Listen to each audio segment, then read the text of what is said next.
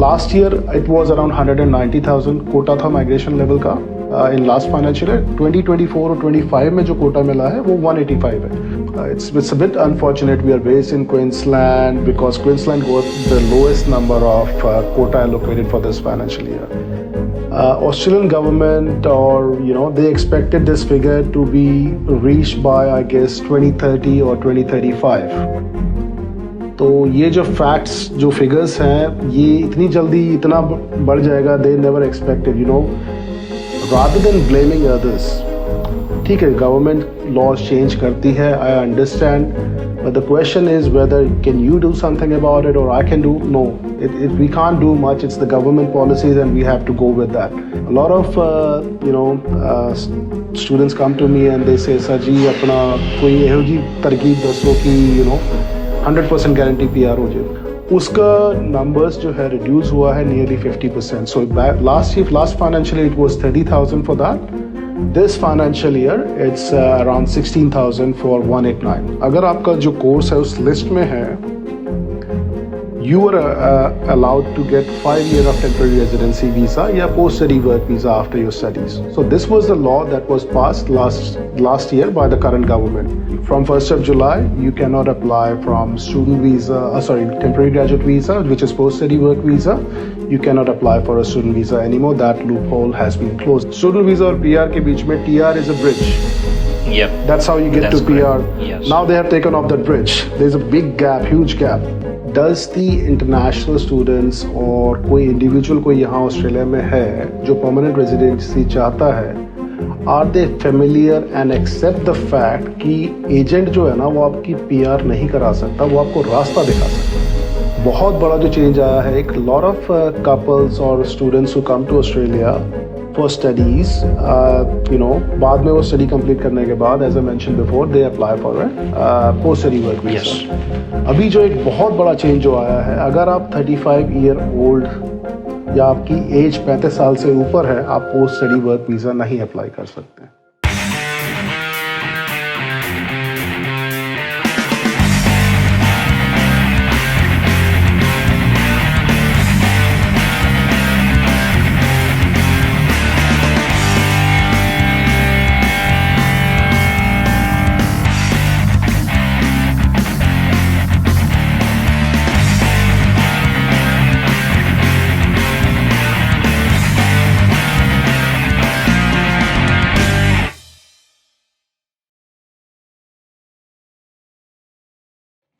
Hello and welcome to another episode, Immi Talks. Immi Talks with Prince, Pahal from Aussie Migration. Thank you so much, Amit. Welcome to our show. Prince जी, हमारे show में आपका स्वागत है. और आज हम ये जो हमारा प्रोग्राम है जो totally based on immigration changes, आप हमारे व्यूवर्स को थोड़ा सा अपने बारे में बताएं. Sure. Thank you, first of all, Amit ji, for inviting me on this show and talk about immigration matters as well as education matters, because आजकल जो बेसिकली आप बहुत सारी न्यूज़ में देख रहे होंगे कि it's not just migration, education को लेके भी बहुत सारे चेंजेस आ रहे हैं. And that was the whole idea for me to bring this information to all the viewers and audience who is going to watch this video in the near future और maybe in upcoming years. Oh, thank you very much. Really appreciate it. That's you are here for. Thank you so much. Thank you. Prince ji, थोड़ा सा मेरे को आप हमारे viewers को अपनी personal life के बारे में थोड़ा सा बताएं. आप इंडिया में कहाँ से हैं?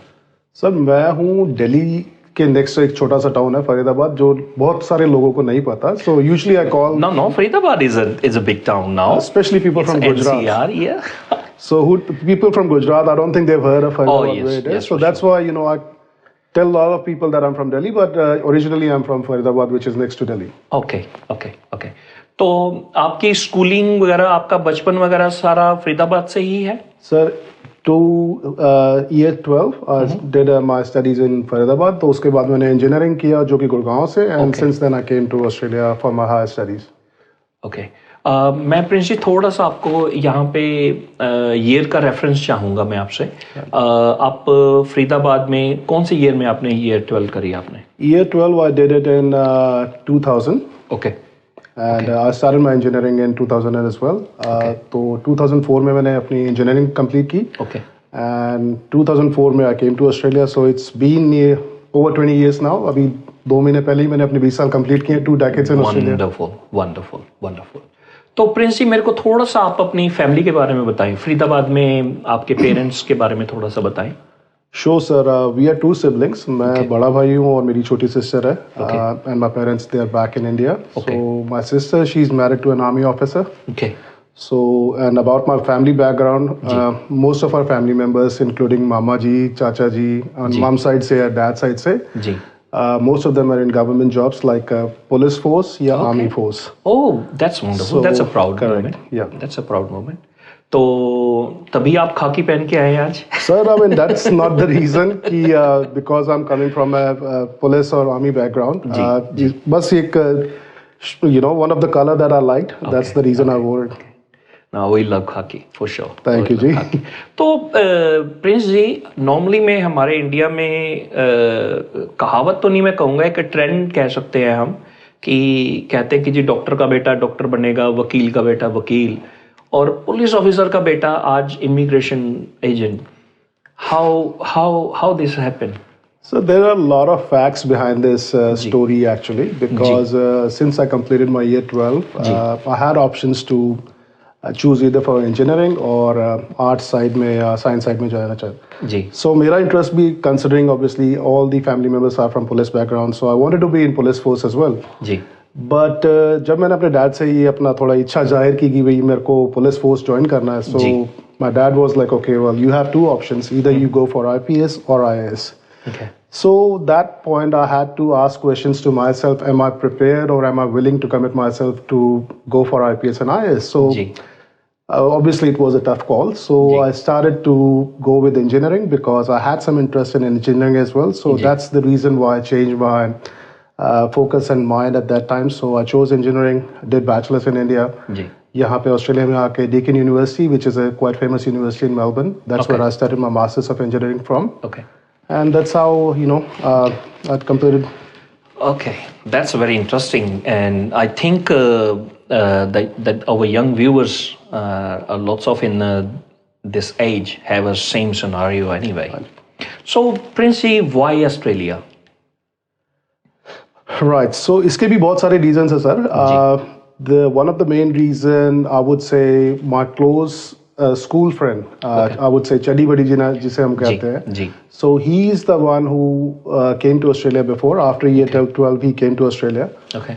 So obviously I stayed back in India. I was studying my bachelor's. So he was always, pushing me to come over to Australia, but I didn't have any plans. He's in Melbourne. Yes, correct. He's in Melbourne. Okay. So that's the reason why I chose Australia, because I didn't know anybody in Australia before I decided to come here. And then later, my cousin sister, she lives in Sydney.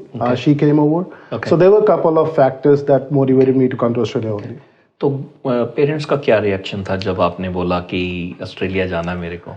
Sir, first of all, like every family, you don't want, considering especially Indian families की अगर बात करूँ, अगर आप अकेले लड़के होते हो, तो parents doesn't want your, kids to go away from them, especially when they are at younger age. Exactly. क्योंकि ये मैंने experience किया है personally. जब आप किसी overseas country में जाते हैं, regardless it's Australia, Canada or anything, you are a free bird there. Yes. You get an open platform to do anything you want to. Exactly. It may help you to grow and, nourish yourself. Yes. But at the same time, you can't deny the fact we have seen a lot of youngsters going on a wrong track. Yep. Getting addicted to drugs or getting into criminal activities and, affecting their life as well. That's true. That's the concern. As a parent, aapka bhi hoga, mera bhi hoga when our kids grow up. For sure. Obviously, first response was, no way, you're not going anywhere. If you were to study, continue studying here. Yeah, okay. So that was the response. कैसे मनाया आपने? Sir, इसकी भी एक story है. कैसे मनाया? Go ahead. So since I studied bachelor's, I got my job in the first month after completing my bachelor's. जी. उसके बाद I started working as a service engineer in medical equipments, like जो cancer therapy की machines होती हैं, या X-ray की machines होती हैं. In India. In India, हाँ. Okay. So I did it for about 5-6 months. So I started working as a service engineer. जी. तो उसमें क्या था, मेरा mainly touring jobs था. Right. So I got trained for a couple of months and then I started touring to different places in India. Ji. So before I came here, within 6 months, मैंने राजस्थान, पंजाब ऐसी जगह देखी जो मैंने news channel में भी नहीं कभी सुनी थी. Okay. And out of 30 days in a month, I was out, mainly 15 to 20 days मैं touring पे ही रहता था because of the jobs that I was supposed to complete. Right. So obviously within 3 or 4 months, I started talking to myself or asking myself, what's going on? I mean, is that what I always wanted to do in my life? Yep. At that point, I felt, no, this is not something that I wanted to do. I think I've got something more in myself which I can do better. Yep. So, and again, at the same time, there was a friend who was here in Melbourne, जो मैंने भी बताया कि जो study visa पे यहाँ पहले आ चुका था. I used to talk to his dad every now and then. I used to visit his place as well. Yep. तो उसके dad, he was at a very senior position in Hero Honda. Okay. Sorry, I'm just bringing up this personal experience जो मेरे को motivate Please किया. go ahead, please. Don't worry about it. So, please, sure, go thank ahead. you. तो मैं उनसे जब बात करा करता था, so he was at a very senior position and he's the one, he asked me this question, what do you want to do in your life? Yes.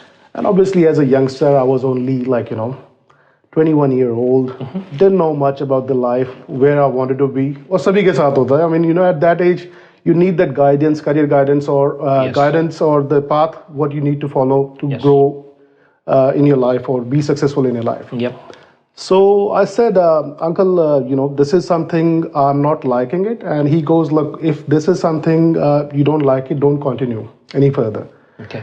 If you continue working like this in India, obviously a lot of youngsters do that. And, there's a lot of hard work in India as well when you're in a job sector. Yes. But you're going to ruin your next 5, 10 years or 15 years, which is very crucial for an individual to grow in their career or be successful in till the age of 35 to 40. That's the key time frame when you get the opportunities to grow. That's true. So he said to me that this is the time, rather than wasting your time in job sector, go for higher studies and look for the opportunities in Australia and join my friend who was already here. Yep. So that motivated me quite a lot. And I spoke to my parents. I got uncle to speak to my parents as well. And then finally, going back and forth, we eventually decided that I'm coming over. So the credit goes to the uncle who helped you to So he was the main parents. reason. Yes, that's wonderful. That's a very wise decision, I can say that. And that's true. I think मैं तो अभी सबको अपने जो youngsters हैं उनको viewers को यही advise करता हूँ, अगर किसी के parents आपको किसी ने convince करना है तो उनको 3 Idiots दिखा दिया करो. बिल्कुल, that was such a Do what you love to do. True. That's a message that movie gave and till today it works. हाँ जी.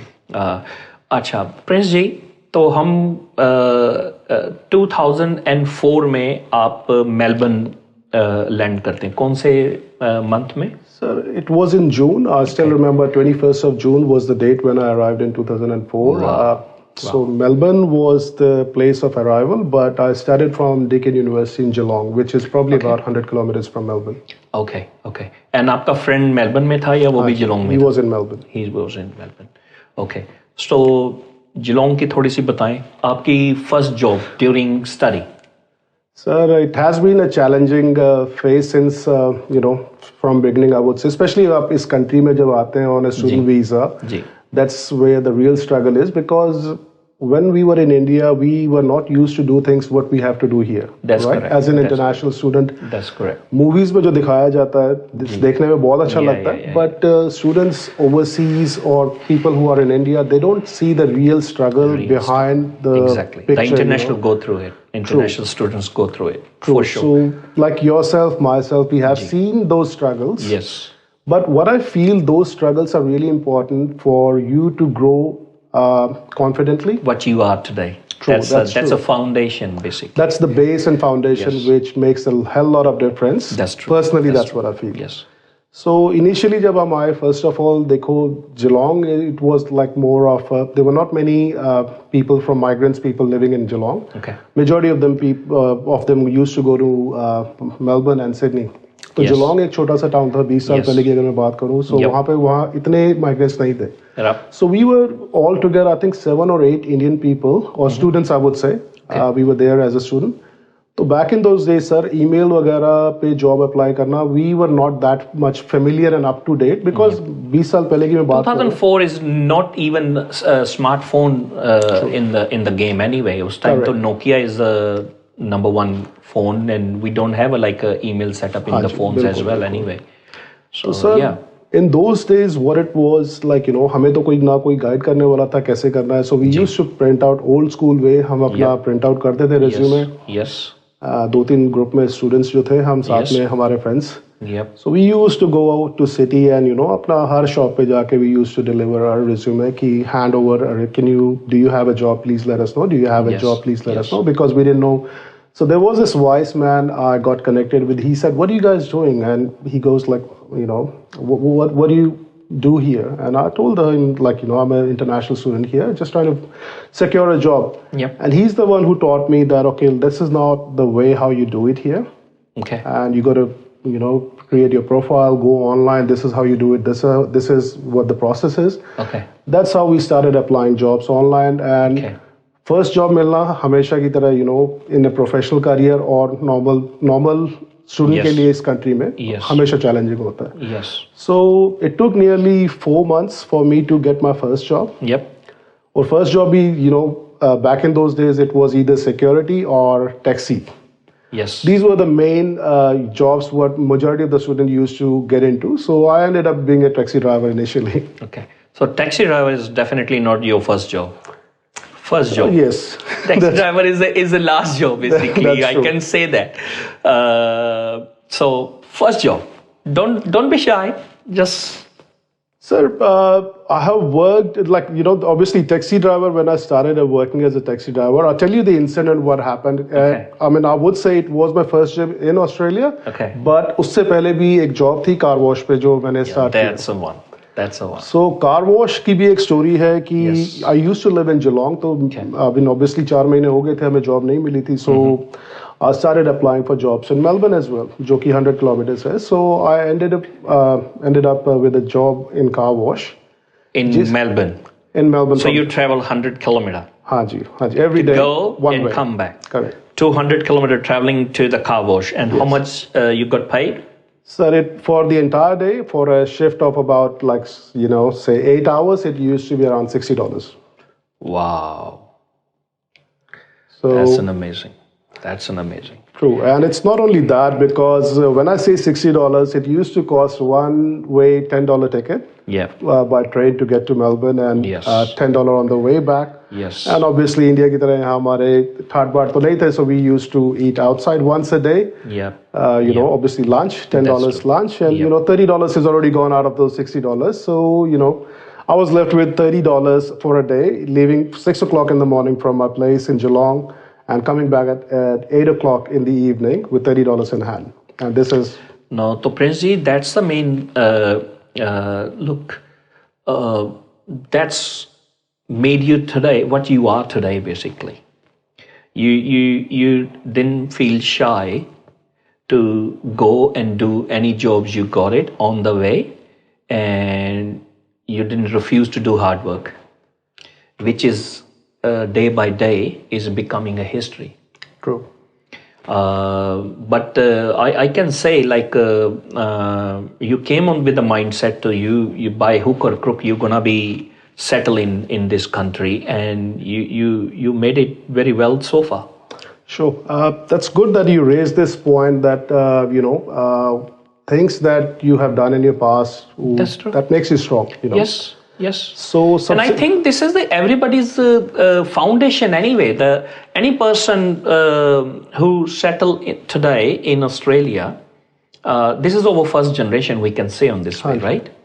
And the first generation, any person who have a successful business in here, who start a family in here, who bought a house or business in here, they have a foundation starts on car wash, cleaning, security, taxi driving, courier driver, right? So, and these are the odd jobs. Everyone did that, and I don't think so कि भी किसी को भी shy होना चाहिए ये करने में अपना जो especially जो newbies हैं, जो यहाँ पे आते हैं, तो उनके लिए ये इंस्पिरेशनल है अपना प्रिंस जी की, और ये हमें लाना चाहिए ज़्यादा से ज़्यादा कि you are not the only one, this is the क्या कहते हैं, ऑस्ट्रेलिया का वे है शायद तुम्हें अपने लायक या अपने लिए बनाने का, कि if you want this country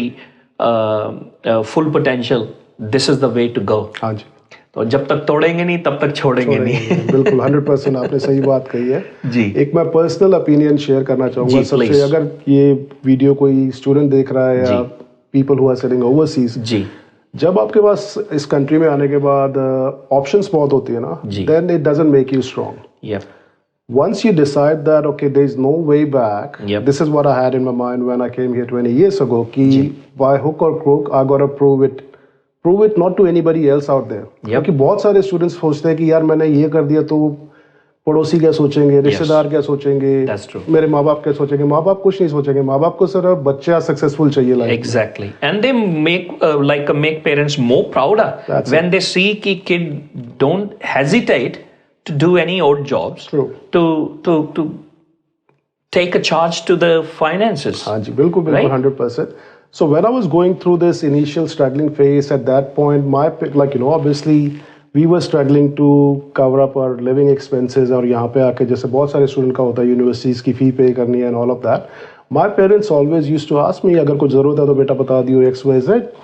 But as I said before, कि मेरा सिर्फ एक mindset था कि I want to prove it to myself. I don't want to prove it to anybody else. I want to prove it to myself. That's the promise I did it to myself. That regardless what happens in this country, if I were to be successful, I have to take the responsibility and accountability for things that I have done right and for the things that I have done wrong. That is something that has, I think, kind of gave me confidence making decisions in my life at a personal level as a professional level. So वो चीज़ बहुत ज़रूरी है। जब आप independent होते हो, आप गलत रास्ते पे भी जा सकते हो, आपका रास्ता सही भी हो सकता है, लेकिन अगर आप सही रास्ते पे हो, there is a very old saying जो कि मैं हमेशा अपने माइंड में रखता हूँ, and I teach my kids as well. There are 7 letters in failure and 7 letters in success. Both has got different meaning, right? So it's up to you whether you choose the right side or the wrong side. So if you choose success, you have to be committed to it as well. So keep on pushing yourself as much as you can. There were days and nights where, I really thought that, okay, is it something that I was supposed to do? There were days when I was so down, I thought of going back to my country. But again, as I said, there was this promise I made to myself from day one when I came in Australia, that regardless what happens, I want to prove it to myself, and regardless what happens on this planet, I don't want to put myself down.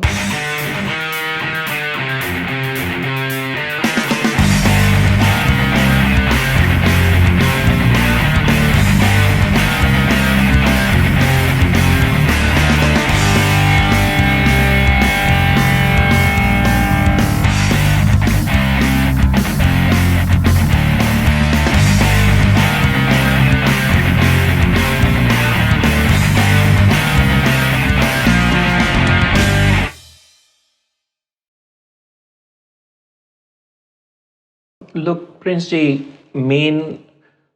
every successful person in this planet have the same mindset what you're talking about today.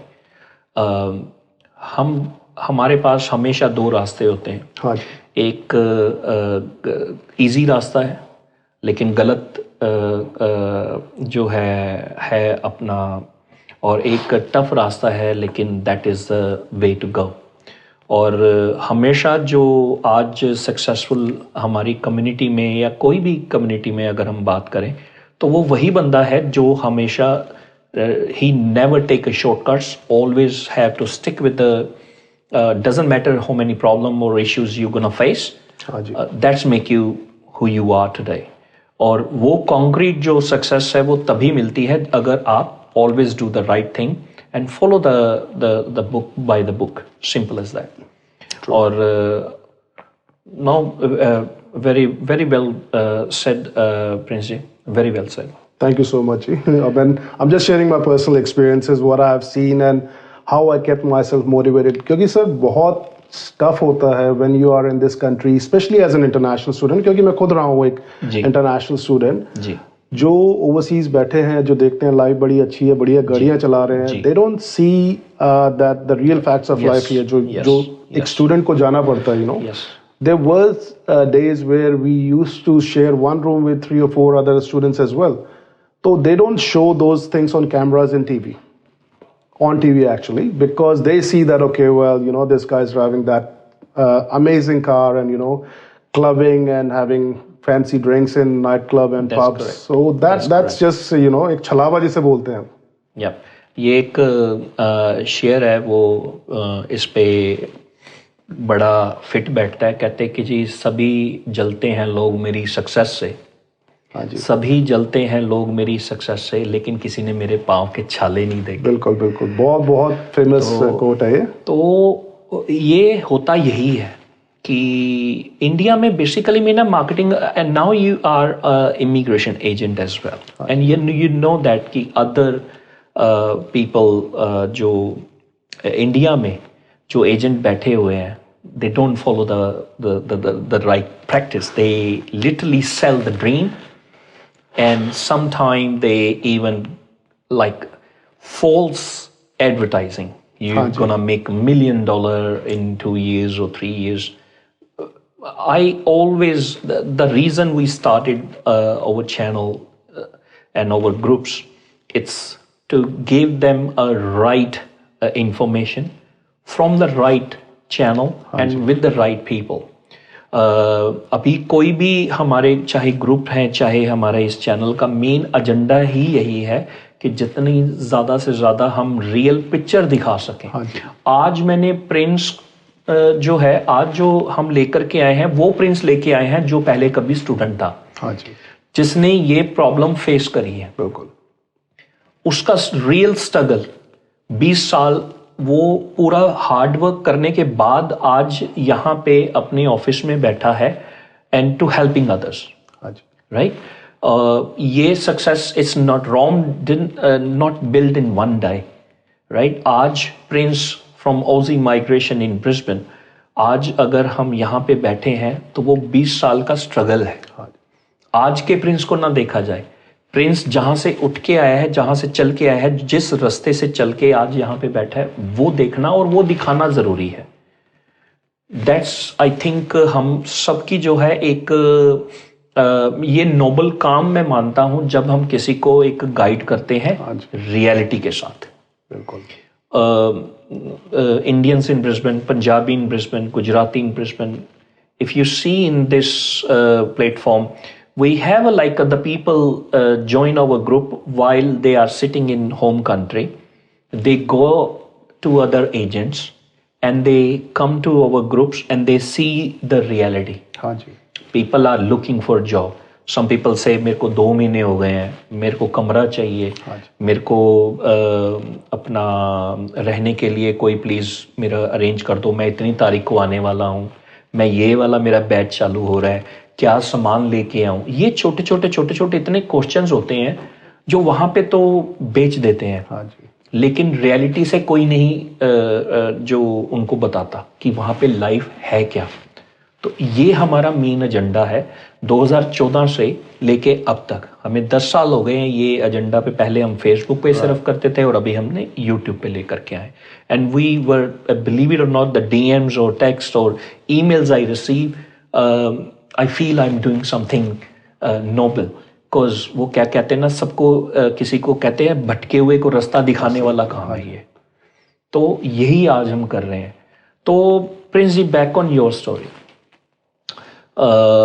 आप Melbourne से आज आप Brisbane में हैं, तो Melbourne से Brisbane का switch कब आया और क्यों? Okay, sir, definitely I'll cover up this. So Aussizz group, जो we do migration and education, as I said before. So it's a company that started in 2009 in Melbourne. Okay. So जो company start करने वाला मेरा friend, his name is Dharmendra Patel, and we used to be classmates and roommates when we started studying in Geelong. In India or in? नहीं, Australia में, like from day one we know each other. Okay.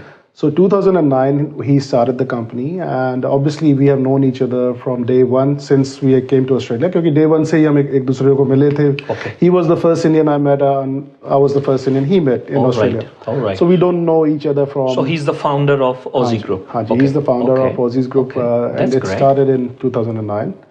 So since I completed my Masters of Engineering, and he's a Gujarati person, and as you know that Gujarati people believe in doing businesses rather than getting into a job sector. Yes. So once we finished our completion, since we finished our studies, I started applying for job. I got into professional job. I got into, back in days, अभी भी आपने सुना हुआ TPG एक company है. Yes. So I started my first job as a professional job, as a level 1 technical support officer, who we used to provide technical support to our customers. Okay.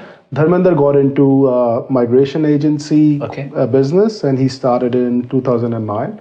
But right from day one, he was behind my back that, Prince, why don't you come over and join me? Let's do it together. So I kept working in telecom industry for 3 years or so. 3-4 years I worked in the telecom industry. Yep. Then I decided to join him, and I think it's been over 10 years now I'm in the industry. That's how I started in migration and education industry 10 years ago. Okay. And apart from that, the reason for moving to Brisbane from Melbourne was because that we wanted to expand Aussizz Group operations all over Australia. Okay. So आज की date में अगर हम बात करें, except Tasmania and Darwin को छोड़ के pretty much we are based in all other major cities in Australia. Right. So that's the reason why we wanted to expand. 2014, we can say you moved from Melbourne to Brisbane.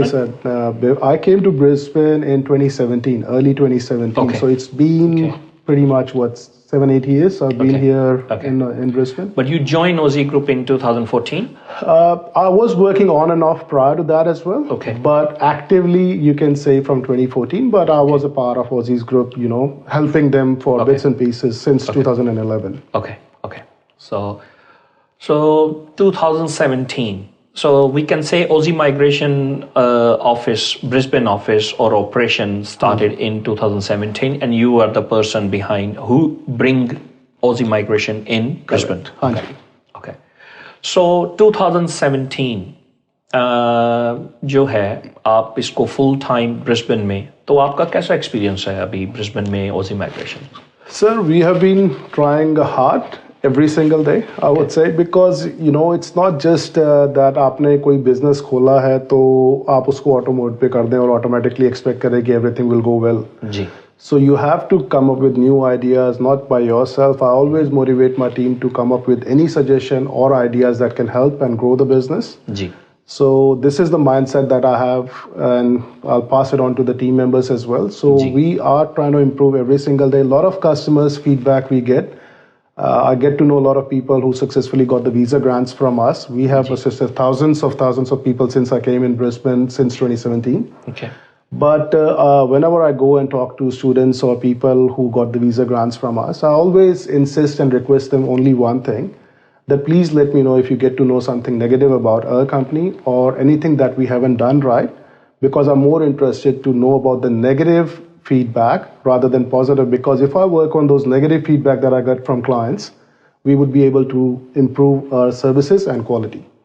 That's great. And this is the way to go, Prince Ji, especially you have that kind of industry you are in, where one-on-one interaction directly with the client is most needed. And the personal touch is always needed, basically. तो Prince जी 2017 में जब आपने start करा था, and we are in 2024.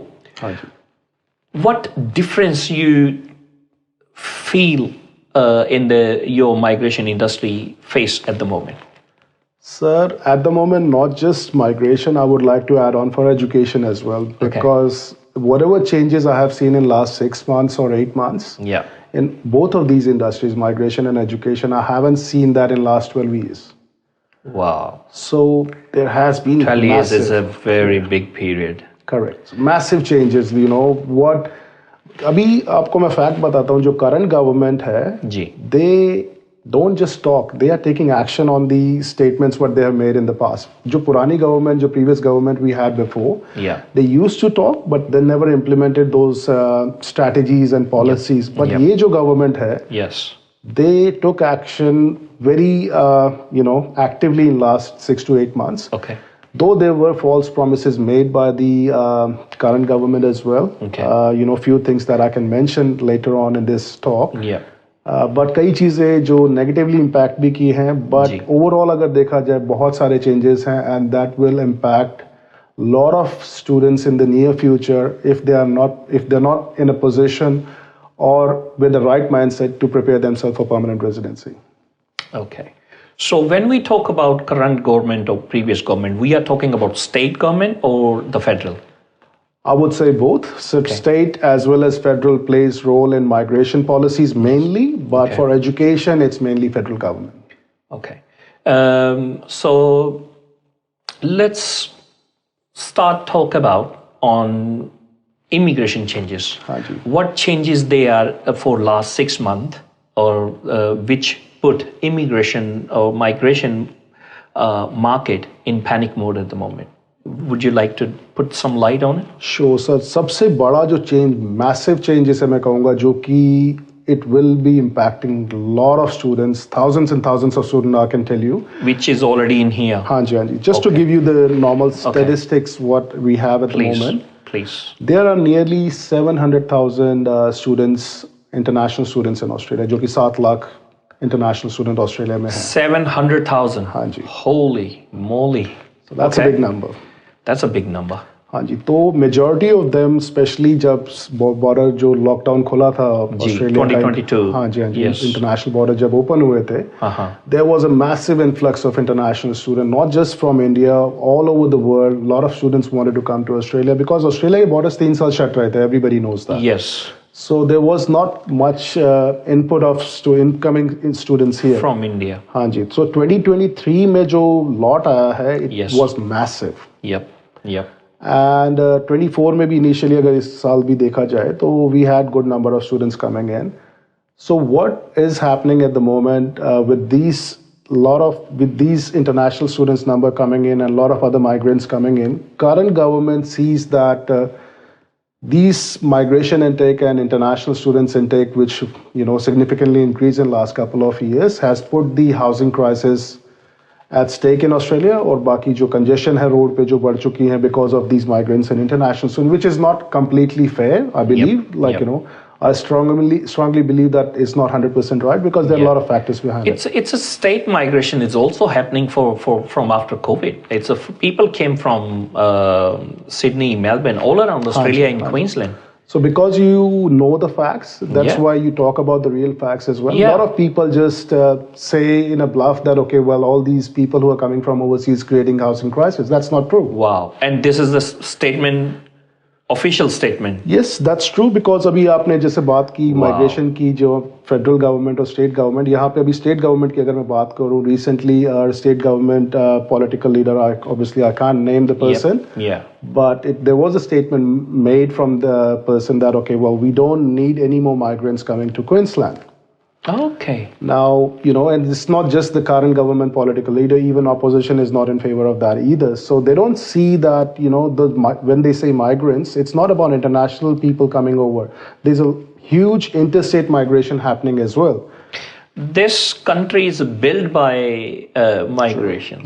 That's true. Right? So how someone in power or even in opposition, they made such comment?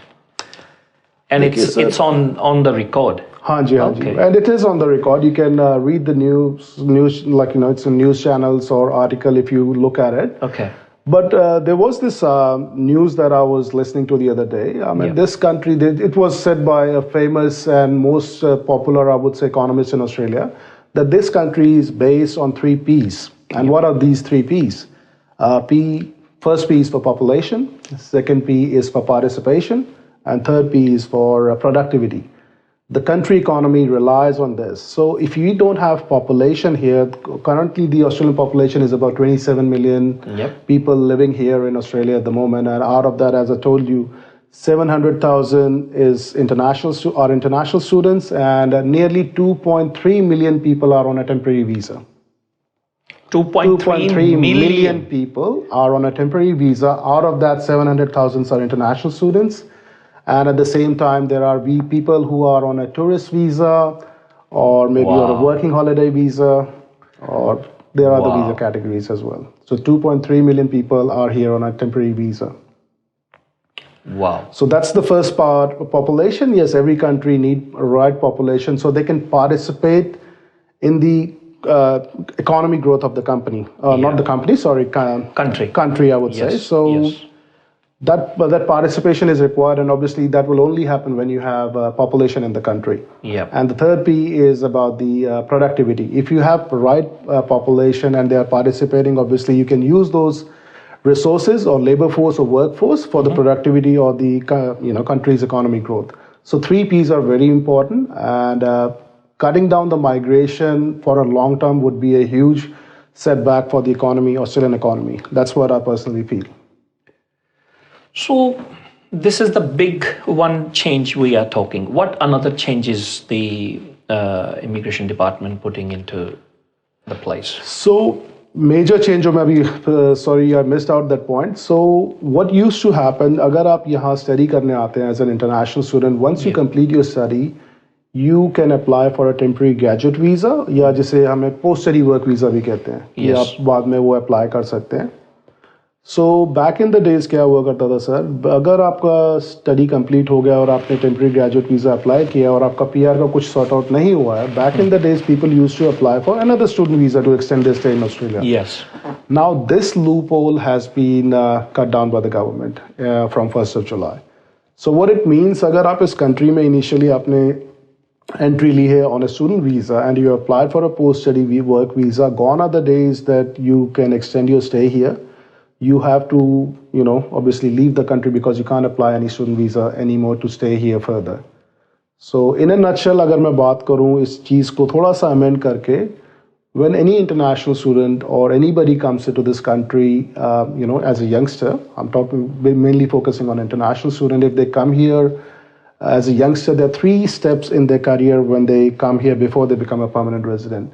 First is getting into the country on a student visa to study the course what they want to study. Second is applying for a post-study work visa, which we also call as a temporary residency. And then the final step, making yourself eligible for permanent residency while you're holding the temporary residency. 3 steps: student visa, TR, and PR.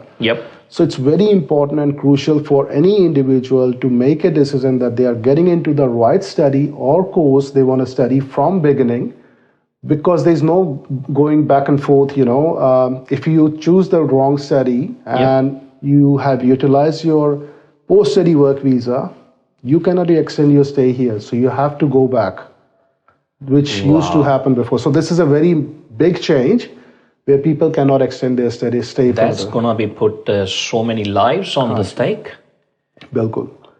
So and that is already they already made this change official? Hanji. From 1st of July, you cannot apply from student visa, temporary graduate visa, which is post-study work visa.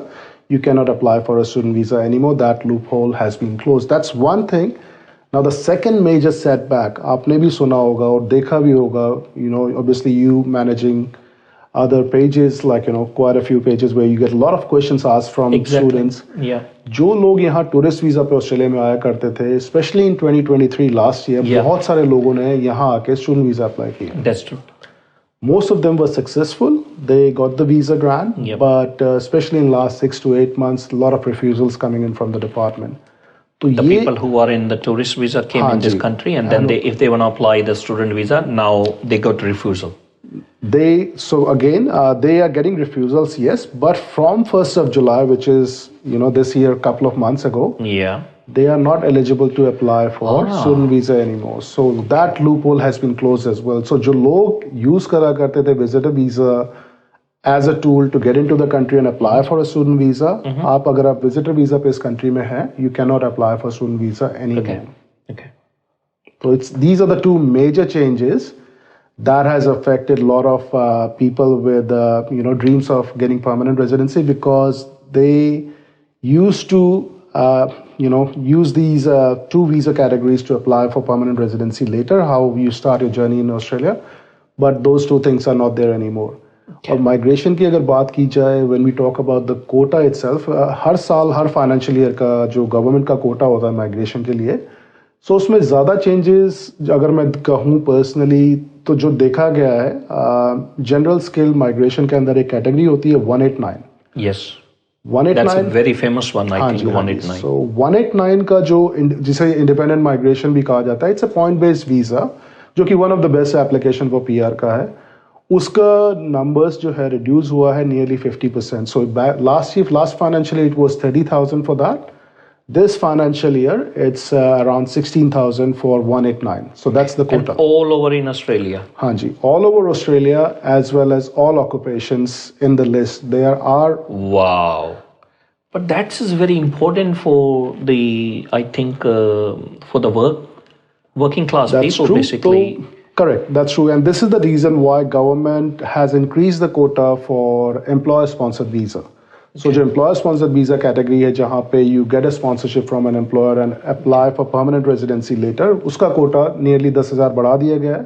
Okay. तो last year से इस साल का जो comparison अगर मैं करूँ, इस बार इस साल का जो कोटा है अराउंड 40,000 है, which is a good number. So overall अगर नेट माइग्रेशन की अगर बात की जाए, अगर किसी भी कंट्री के बारे में बात करते हैं, it's not just one visa category. Overall जो माइग्रेशन लेवल है इट्स प्रीटी मच सेम. थोड़ा सा रिड्यूस हुआ है इस साल, लेकिन जो मेजर चेंजेस आए हैं वो नियर अपना इंडिपेंडेंट कैटेगरी में और एम्प्लॉयर स्पॉन्सर्ड वीजा कैटेगरी में आए हैं. लेकिन जो दूसरी वीजा कैटेगरीज हैं जैसे फैमिली वीजा, जिसमें हम पेरेंट वीजा भी कंसिडर करते हैं, फैमिली वीजा में पार्टनर वीजा भी आता है, tourist, so partner visa and other child visa, and there are so many different categories. अगर ओवरऑल 2 सालों का अगर कंपैरिजन किया जाए, last year it was around 190,000 quota था माइग्रेशन लेवल का.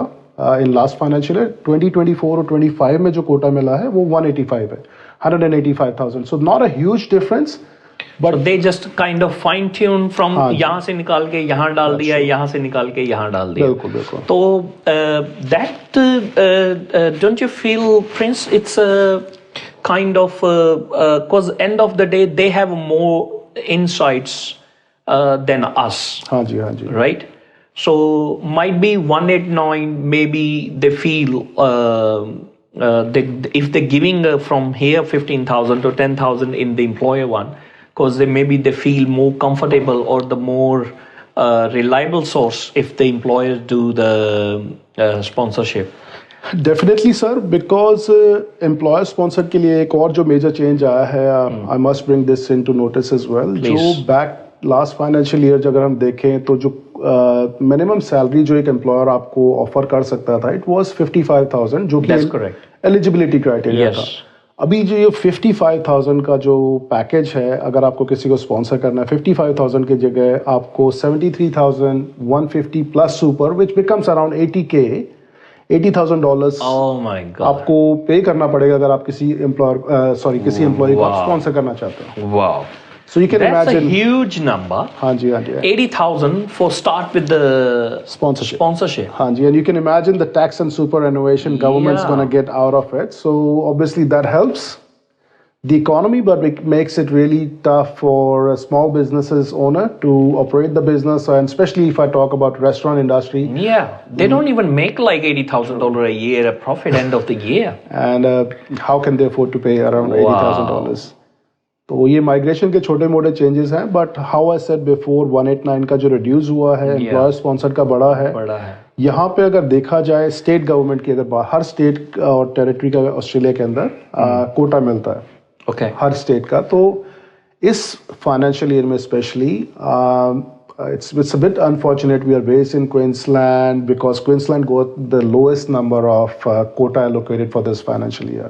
Wow. It's a sad news for the international students who are planning to apply for state sponsorship once they complete their studies, because they have to go to the different states. Maybe, unless next year we get more quota in Queensland. बाकी सारे state का surprisingly उनको जो last year Kota था इस बार उन्हें ज्यादा मिला है. Wow.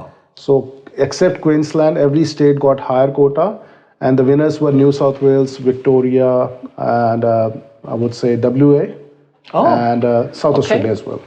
Okay, so we are the fifth one, the lowest one? We are on the list at the bottom actually. आप believe नहीं करेंगे sir, it's very surprising and shocking as well. जो Queensland को quota मिला है, it's less than what was assigned to Northern Territory or Darwin. Oh my God, that's a shame. हाँ जी. That's a shame.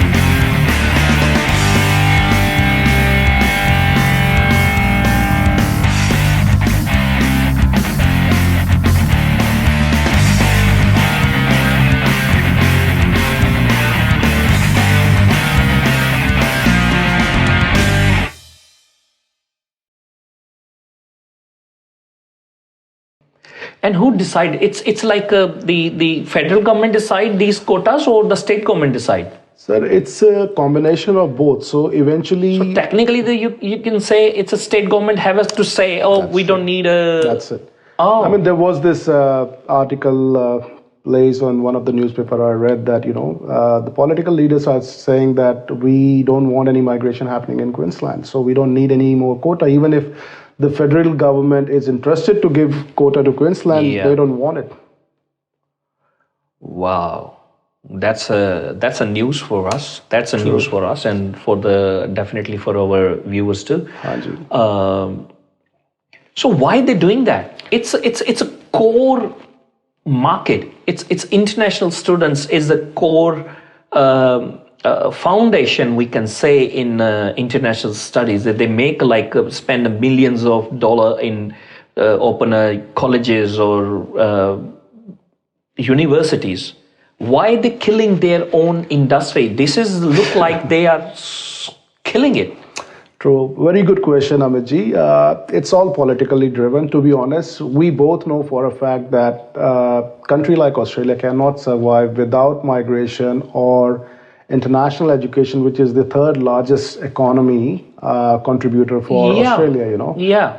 Having something like this where you are cutting down the quota for migration, because migration and education, they are, two-sided of the same coin, because international education or migration gets driven or independently dependent on each other, International students spends, if I'm not wrong, in 1 year course in any university, it's approximately 40K or more, if I'm not wrong, in master degree, right? Hanji. Why they stopping someone? This is like a average Australian making a year, and someone who come in this country and contributing a $40,000 a year, why they stopping? Okay, that's again, there are a lot of reasons behind why they're doing it, and recently, must bring this up as well. Recently, government has announced capping system for international students. Okay. So what it means, all the universities, either public or private, including the vet colleges in Australia, have been assigned a limited quota, that how many maximum numbers of students you can acquire and enroll in the college. So that's again a major setback for a lot of private sector, public universities, they're all good, they got enough numbers. But when we talk about private colleges or private institute, teaching higher education or diploma level courses, they have, given very limited number of quota, and it would be really hard for those providers to continue teaching the studies, because the quota given to them is barely, next to, very, very low numbers. And they can't afford to operate the colleges and provide quality education. It's going to be very hard. A lot of jobs are on stake if this bill is passed. It's already, in the federal government, it hasn't been passed. There is a hearing coming up for the law, because a lot of providers are not in favor of this. They want this law to be taken back from federal government. So it's still on the table at the moment. It's not passed yet. It's not passed yet. And जैसा मैंने बताया, sir, there are a lot of people working in education center, colleges, institutes. Their jobs are at stake, because if colleges or institute cannot afford to, pay the staff and everyone, because they haven't been given much quota, how are they going to afford to operate the colleges and institutes? Because it will directly impact the employees who are working in the business or in the colleges or institutes. It will be very tough for operators to afford them to continue paying them.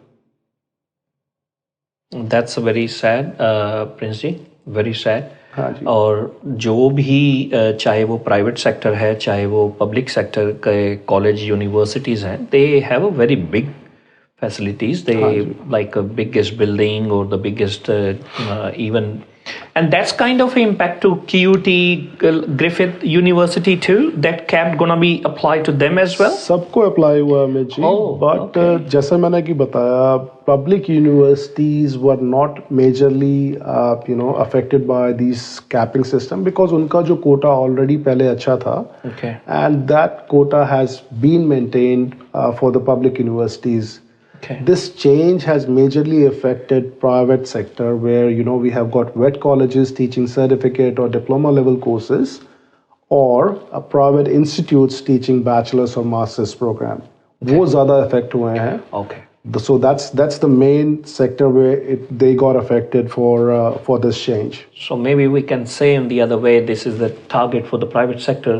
The whole motto behind it. बिल्कुल, and it's becoming very tough, down the track if it gets passed through federal government. Okay, so it's lots of uncovering the stories, I can say. हाँ जी. तो और बताएं. तो sir, ये जो capping system है ये एक रीज़न है, और इसकी वजह से आप फ्यूचर में क्या देखेंगे, अगर कोई ओवरसीज से कोई स्टूडेंट आता है उनके पास कोर्स चूज करने का जो ऑप्शंस होंगी वो बहुत कम होंगी, क्योंकि एवरी यूनिवर्सिटी और प्राइवेट यूनिवर्सिटीज की अगर बात करें, एवरी पब्लिक यूनिवर्सिटी और private university will have certain और limited quota. They cannot offer everybody any course they want to get on, because they have to be very specific considering the number of quota they have. They have to be very specific कि कितने बच्चों को या कितने students को वो course teach कर सकते हैं. आपने अभी एक क्वेश्चन पूछा था, why the government is doing it, why they are making it so hard. तो it's a bitter fact. I should bring this up क्योंकि हुआ क्या है, जैसे जब हमारे बॉर्डर्स जो खुले थे 2022 में, obviously there was a big time shortage in Australia for labor workforce. तो जैसा कि हम सब जानते हैं, Australian government has always said that we will not allow international students to work more than 20 hours. क्योंकि वो यहाँ स्टडी कर रहे हैं. Now at the same time when we had a labor shortage here, they said all the international students can work full time. So you can see the difference. It's the same government when they need it, they made the statement. They open the floodgate. And now they see, just shut it down. Correct. So they got a lot of students in 2023. Now all of a sudden, yes. As I said, it's a bitter truth, but the whole idea of us to talk about these matters, because we want to bring the real facts to your audience and people who are willing to come here or who are studying here at the moment. So the government, obviously, treats you in a way, the way they want to. We are working in the industry where we are relying on government policies. And these policies can change anytime for anyone. A lot of, students come to me and they say, Sir ji, apna koi eho ji targeeb dasso ki, 100% guarantee PR ho jaye. So मेरा मतलब एक उनको वो होता है यार, guarantee दा उस कुड़ी दी भी नहीं होंदी जिन्हें तुसी विआह के लेके आने हो. So कि वो ਤੁਹਾਡੇ ਨਾਲ ਲਾਈਫ ਟਾਈਮ ਟਿਕਣੀ ਨਹੀਂ ਇਹ ਚੀਜ਼ ਹੁੰਦੀ ਤਾਂ ਡਾਈਵੋਰਸ ਹੀ ਨਹੀਂ ਹੋਣੀ ਸੀ. Exactly. So there is no. But that's a very tough. I can say कि भी ਤੁਸੀਂ ਕੀ ਕਹਿੰਦੇ ਨੇ ਨਾ, ਆਪਣਾ ਐਦਾਂ ਦਾ ਕੋਈ ਕਮਿਟਮੈਂਟ ਤੁਸੀਂ ਕਹਿ ਹੀ ਨਹੀਂ ਸਕਦੇ ਆਪਣਾ, ਜਿਹੜਾ ਕਿਸੇ ਨੂੰ ਕਹਿ ਨਹੀਂ ਸਕਦੇ, ਕਿਉਂਕਿ ਪਤਾ ਹੀ ਨਹੀਂ ਹੈ ਓਵਰਨਾਈਟ ਕਦੋਂ ਕਿਸੇ ਮਿਨਿਸਟਰ ਨੇ ਆਪਣਾ ਸਪਨਾ ਆਇਆ, ਉਹਨੂੰ ਤਾਂ ਅਗਲੇ ਦਿਨ ਕਹਿੰਦੇ ਕਿ ਚਲੋ ਜੀ ਇਹ ਵਾਲਾ ਰੂਲ ਕੱਢ ਦਿਓ. ਹਾਂਜੀ, and that's true. Abhi, there is a lot of uncertainty from political leaders and current government as well, and they're focusing on migration and education sector. I don't know why they are making it such a big hype. अगर आप कोई भी news channel उठा के देखें या कोई article पढ़े, majority of them they are talking about migration and education. I don't understand why they are focusing on just two of these sectors. There are a lot of other things to worry about, like Australia has got natural resources where they are supplying to a lot of other countries like iron ore, coal, and there are other resources that they export from here. So उन resources को आप under price sell कर रहे हैं because the other countries are focusing on renewable energy and they don't want your products. वो एक बहुत बड़ा factor है जो हमारी economy को ऑस्ट्रेलिया में affect करेगा. Why don't you focus on those factors where that thing will help Australian economy to grow rather than targeting migration and education sector?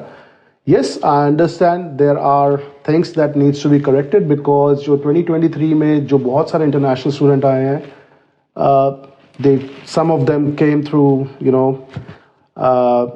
way that that was not right. No, bad apples is everywhere basically in every community, every part of the world basically, but we can't just shut the आप बाजू थोड़ी काट लोगे अगर आपकी एक चोट अगर उंगली में लगी आप बाजू थोड़ी काट लोगे. बिल्कुल बिल्कुल.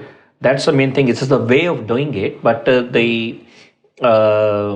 and they didn't give you any excuses when they changed any law or did they give you any excuses to your market? Some of the changes, yes, they did announce a little bit earlier, but couple of changes which were very surprising. मैं एक example देना चाहूँगा. बहुत बड़ा factor है, बहुत बड़ा change है actually.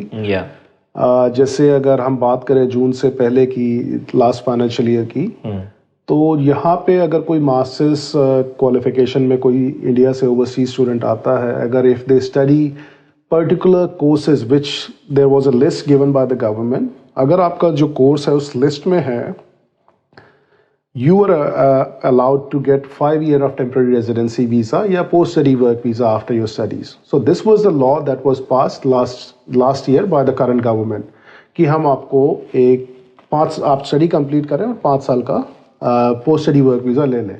So it was like a lollipop given to international student. Overseas agents started selling the courses like anything कि आप जाएं ऑस्ट्रेलिया में 2 साल की स्टडी करें, 5 साल रहें, full time पैसे कमा सकते हैं, XYZ कर सकते हैं. Obviously it started happening and lot of students started getting into this course जहाँ पे उनको ये था कि भाई 5 साल का TR मिलेगा. ठीक है, जो इनिशियली लोगों को मिला भी. This was the announcement made last year. अब बहुत सारे स्टूडेंट जिन्होंने एडमिशन ले लिया इस कोर्स में, अब वो उस वर्ष पे थे जहाँ पे उनका कोर्स खत्म होने वाला है. At that point गवर्नमेंट ने 1 जुलाई के बाद उन्होंने अनाउंस किया कि सॉरी हम 5 साल का नहीं दे सकते, आपको 2 साल का ही रखेंगे. And they flipped it and they said no, it's not possible. So imagine so many thousands of students who are studying this course. They started the course in a hope that they will get 5 years of post-study work visa. All of a sudden with a government announcement or change of mind, you can say, वो 5 साल की जगह cut down करके 2 साल कर दिया गया. So how in future our international students who are planning to come on this country, where is the government's credibility? If they don't fulfill their promises, they sell the dream in the first place and after that they suddenly change it. Oh, sorry, I changed my mind. Where is the government's credibility? And how you guys even able to sell for future, in future, कि हाँ भी government के ये rule है 2 years study and after that 5 years of post study आपको जो है visa मिलेगा, और अभी suddenly overnight they say no. Where's the credibility go and how you can convince for future? Basically this is gonna be because you are the one who facing the client anyway. How you gonna manage? So सबसे बड़ा जो question है कि does the international students और कोई individual कोई यहाँ Australia में है जो परमानेंट रेजिडेंसी चाहता है, are they familiar and accept the fact कि एजेंट जो है ना वो आपकी PR नहीं करा सकता, वो आपको रास्ता दिखा सकता है, जो सबसे बड़ा फैक्ट है. राइट. हमारे जो स्टूडेंट्स हैं mostly when they go to a migration agents, वो कहते हैं सर जी गारंटी दें. गारंटी आप अगर एजेंट से मांगेंगे, you are not asking the right question to the right person, क्योंकि वो गारंटी नहीं दे सकता. The rules and regulations are made and implement by the government. It's not the agent who does it. So first of all, ये जो guarantee word है, you need to understand as an international student कि आप ये guarantee वाला जो mindset change करें. Accept the fact that how you can contribute to make your chances higher to get the permanent residency. So जो सबसे बड़ा question है कि rather than blaming others, ठीक है government laws change करती है, I understand, but the question is whether can you do something about it or I can do. No, we can't do much. It's the government policies and we have to go with that. Yes, it makes it hard. It makes it hard for the students as well, especially अगर आपने plan A से अपनी journey start करी है, but while you are on that path अगर कुछ change हुआ है तो you have to take a different route. It's pretty much like from getting from destination A to destination B. अगर कोई रास्ता बंद है या कहीं रोड वर्क्स चल रहा है, there is a detour as well. साइन हम देखते हैं ऑस्ट्रेलिया में जहाँ पे डी टूर का साइन लगा है कि आप सीधा नहीं जा सकते, but you take a detour and you can get to the destination. There are ways. So यहाँ पे I would say professional advice is very important. Reason being because if you do not know the path from destination A to destination B and you haven't been given the clear guidance, it's not easy to get to destination B. So having a right advice is the key. तो आप जो question है कैसे हम convince करते हैं, we don't have to convince. We tell them the path or we lay down the pathway. This is what it is and this is how you can achieve it. According to current of course policies. बिल्कुल. That's all. अभी मैं आपको एक fact बताता हूँ. अभी somebody met me last year and at that point of time I gave them the advice during the consultation. This is what they need to do and all of that.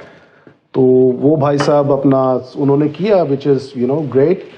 And then he came to us back in I think about a month ago, and all the laws and policies has been changed. So he goes like, आपने तो मेरी को सही advice नहीं किया, this and that. And my response was, my friend, every week something new is coming up. If something that I advised you about a year and a half ago doesn't mean it will stay forever. Government की जो policies है एक हफ्ता नहीं टिक रही, and you're relying on the information given to you for your migration pathway. Yeah, that what is my question is as well, because the end of the day you are the one who facing the client. And as the government technically puts you on that position where you're gonna face so much backfire as well, and of course as a human nature, as a student, अगर किसी को आपने एक महीना पहले एक राय देके आपने कोई एक कोर्स के अंदर आपने उसको फिट कराया है और आज उसका कोर्स के अंदर उन्होंने बोल दिया कि 2 साल बाद आपको 5 साल का वो नहीं है, तो who gonna get the backlash? You are the one who facing the client, and the client is the one who giving you the technically his whole life to design my path to PR, and that's very crucial, I think, because you are the one who gonna face the whole anger as well. Yes, we do. But honestly speaking, when we talk about the policies, students who are coming over to Australia nowadays, they understand it's not the agent who decide the laws, as I said before. Okay. अगर change हुआ है वो आपके अकेले या individual के नहीं हुआ है, it's implemented for all of them. And our advice or our strategy or pathway goes along with that. It keeps changing as well. अगर कुछ law change हुआ है या कोई regulation नया आया है, we have to change our strategy as well. So smart students, they do understand, but as you said, there are people who may not understand that you did not advise me right. There are always people who will say always negative things have about a few you. things. Yep, true. Got it. तो Prince ji अभी ये तो हो गया migration related big changes. Is anything else you want to add? Sir एक चीज बहुत major और है. देखिए अभी obviously we are talking about migration and education both together. Please. और इतने सारे चेंजेस आए हैं, तो for me to keep everything in mind in this immi talk straight away, there are so many things. I can't just अभी बात करते करते अगर कोई क्वेश्चन मेरे माइंड में आया है which I want to bring up, and this is very important again. जब मैं स्ट्रेस करता हूँ very important, it's very important for in current international students as well as students who are planning to come from overseas to study in Australia. बहुत बड़ा जो change आया है, एक लॉट ऑफ कपल्स और students who come to Australia for studies, बाद में वो स्टडी कंप्लीट करने के बाद, as I mentioned before, they apply for a post study work visa. अभी जो एक बहुत बड़ा चेंज जो आया है, अगर आप 35 ईयर ओल्ड या आपकी एज 35 साल से ऊपर है, आप पोस्ट स्टडी वर्क वीजा नहीं अप्लाई कर सकते. Holy. Oh, really? That's true. 35. 35. So it's a very crucial age. अगर आप ऑस्ट्रेलिया आने की सोच रहे हैं या आप ऑस्ट्रेलिया में हैं, make sure if you are not over 30, if you are over 35, you cannot apply for post-study work visa. What it means कि आपके पास यहाँ स्टडी एक्सटेंड करने के अलावा कोई ऑप्शन नहीं है, बिकॉज यूजली जैसे मैंने बताया जर्नी जो पीआर की होती है, student visa first, second is post study work visa which is temporary residency as well, and third is permanent residency, 3 steps. तो यहाँ पे करंट गवर्नमेंट ने 35 साल से ऊपर वाले स्टूडेंट्स के लिए बीच वाला स्टेप ही हटा दिया है. So there's a big gap. Obviously, TR is always, it's kind of like this, you know, student visa और PR के बीच में TR is a bridge. Yep. That's how you get That's to PR. correct. Yes. Now they have taken off that bridge. There's a big gap, huge gap. So you have to go back and apply offshore? No, you can apply student visa onshore, but considering, you know, आप एक बार student visa ले चुके हैं, and the current government trend is Again. refusing the Yes. visa application. Yes. So Yes. अगर आप you know 35 से ऊपर हैं तो एक बार दोबारा सोचें कि Australia may not be the right choice for you. Look, as much as this episode going educational as well, but it's I'm even start worrying too, basically. How, and I can feel the pain in your industry people. बिल्कुल, it's they getting are going tough, ji. through at the moment. हाँ जी. And the people who investing in the colleges for higher studies in the private sector, their whole life earning on stake at the moment. True. Let me share a couple of examples because Please. I know a few people from the industry where you know they have invested heavily in the private colleges or institutes. Yeah. In a hope of they're successfully running the colleges and institutes as well. In a hope they have started the higher education. Yep. To see that, okay, well, they can help the international student and teach the quality education, not at the university fee level, obviously charging them a little bit less because not many people from subcontinent can afford the university fee and they want to study in private colleges and institutes due to the less charges, fee charges, you know. Yeah. So ये जो platform है, जो private institutes की जो मैं बात कर रहा हूँ, कॉलेजेस की बात कर रहा हूँ, lot of millions of dollars have been invested into these new provider और न्यू इंस्टीट्यूट्स. लेकिन गवर्नमेंट का जो कैपिंग सिस्टम जो अभी रिसेंटली अनाउंस हुआ है, it has created a massive panic in the market. So because अगर आपका जो number है, for example, some of the providers I know have been given 1 or 2 limit of students to teach for the entire year. So you can imagine if you are running an institute or a college, how can you provide a quality education to a student if you have been given number to teach only 1 or 2 students? It's not practically possible. They can't run the institute like that. They have to shut it down, obviously, you know, and it's a major setback again. Yep. But again, the thing is, at the moment, after discussing with you and knowing the few changes and the government made like I don't know why they do that because we don't have much insight anyway. But it's look like it's basically a target the whole private sector basically. It's look like this industry being targeted. It is targeted, and there are certain factors I can add on to that because आपने अभी थोड़ी देर पहले question पूछा था कि why the government is doing it. So what I see here, and that's my personal opinion. Obviously, I'm not giving some real facts or genuine facts. That's my personal opinion. Yeah. What has happened in last couple of years, there has been so many international students coming to Australia. जैसे मैंने बताया अभी 7 lakh international student Australia में currently हैं. Yes. और पिछले अगर 2 सालों की बात की जाए, I would say nearly 2 से 2.5 लाख student आया है. Yep, that's correct. तो ये जो सारे के सारे students mostly जो overseas से study करने आते हैं ऑस्ट्रेलिया में, they get admission into the university because that's where the chances of visa success is there, you know. So eventually what happens, they come to Australia for university, obviously preparing and planning that, saying to the government that we're going to study in this university. What happens after that? That initially after 3-4 months, they switch the provider. Yep. They change to or go to a different college or provider in a hope of not paying the higher fee. So all these universities who were doing the good numbers and big numbers felt the pressure that all these students who were coming in, they are just leaving our university and they're going to the private providers. So they knocked the door of the government that, hey, what's going on?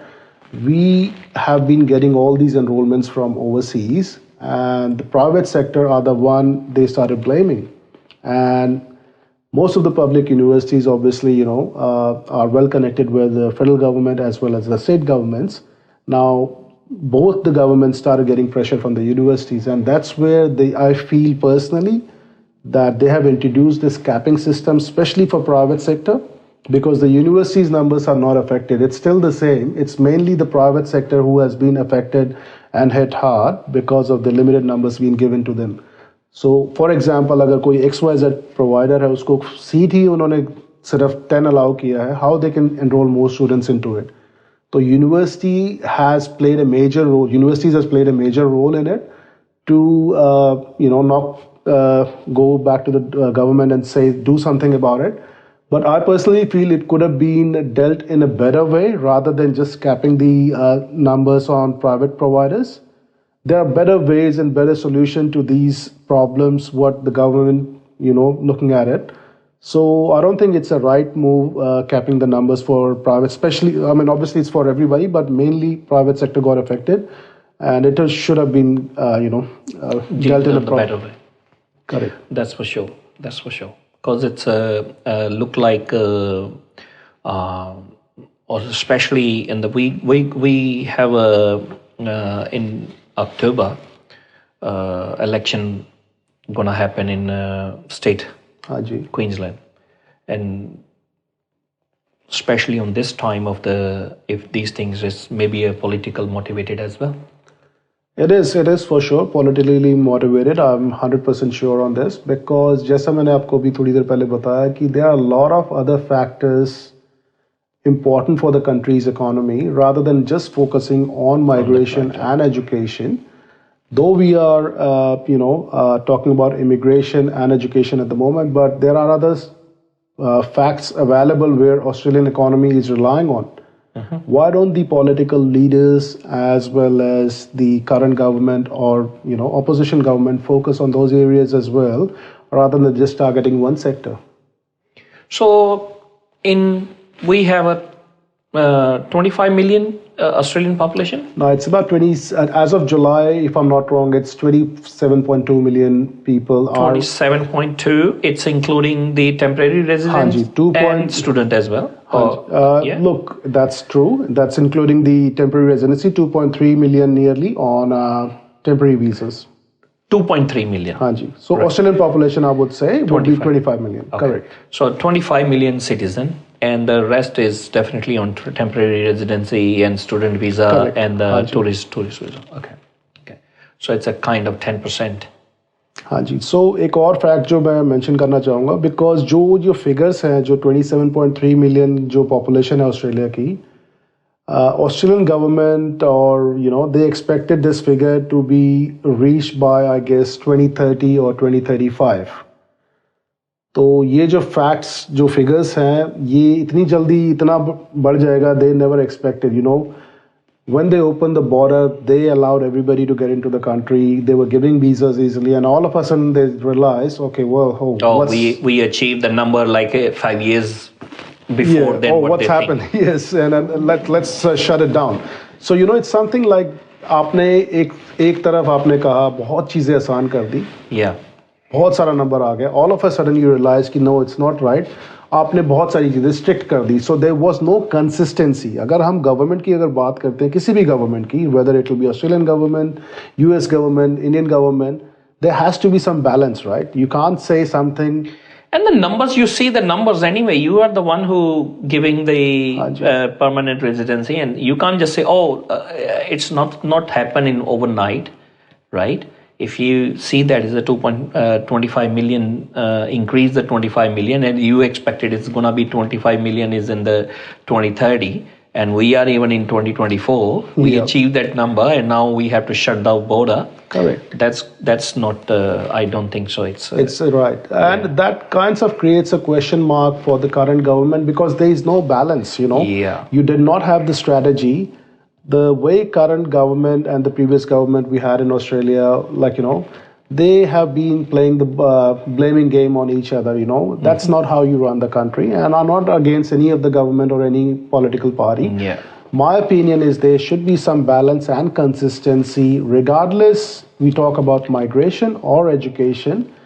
You have to have a fair go for international students as well as migrants, as well as other people who are Australian resident and permanent residents, Australian citizens as well. Yeah. A lot of businesses are struggling in the present scenario, and all these changes they are bringing, it's going to affect everyone. That's basically. true. It's a chain reaction. Doesn't right. Don't think on that way. We are on the same boat, and don't think just a hole is on the other side. It's going to sink the whole boat basically. True. That's true.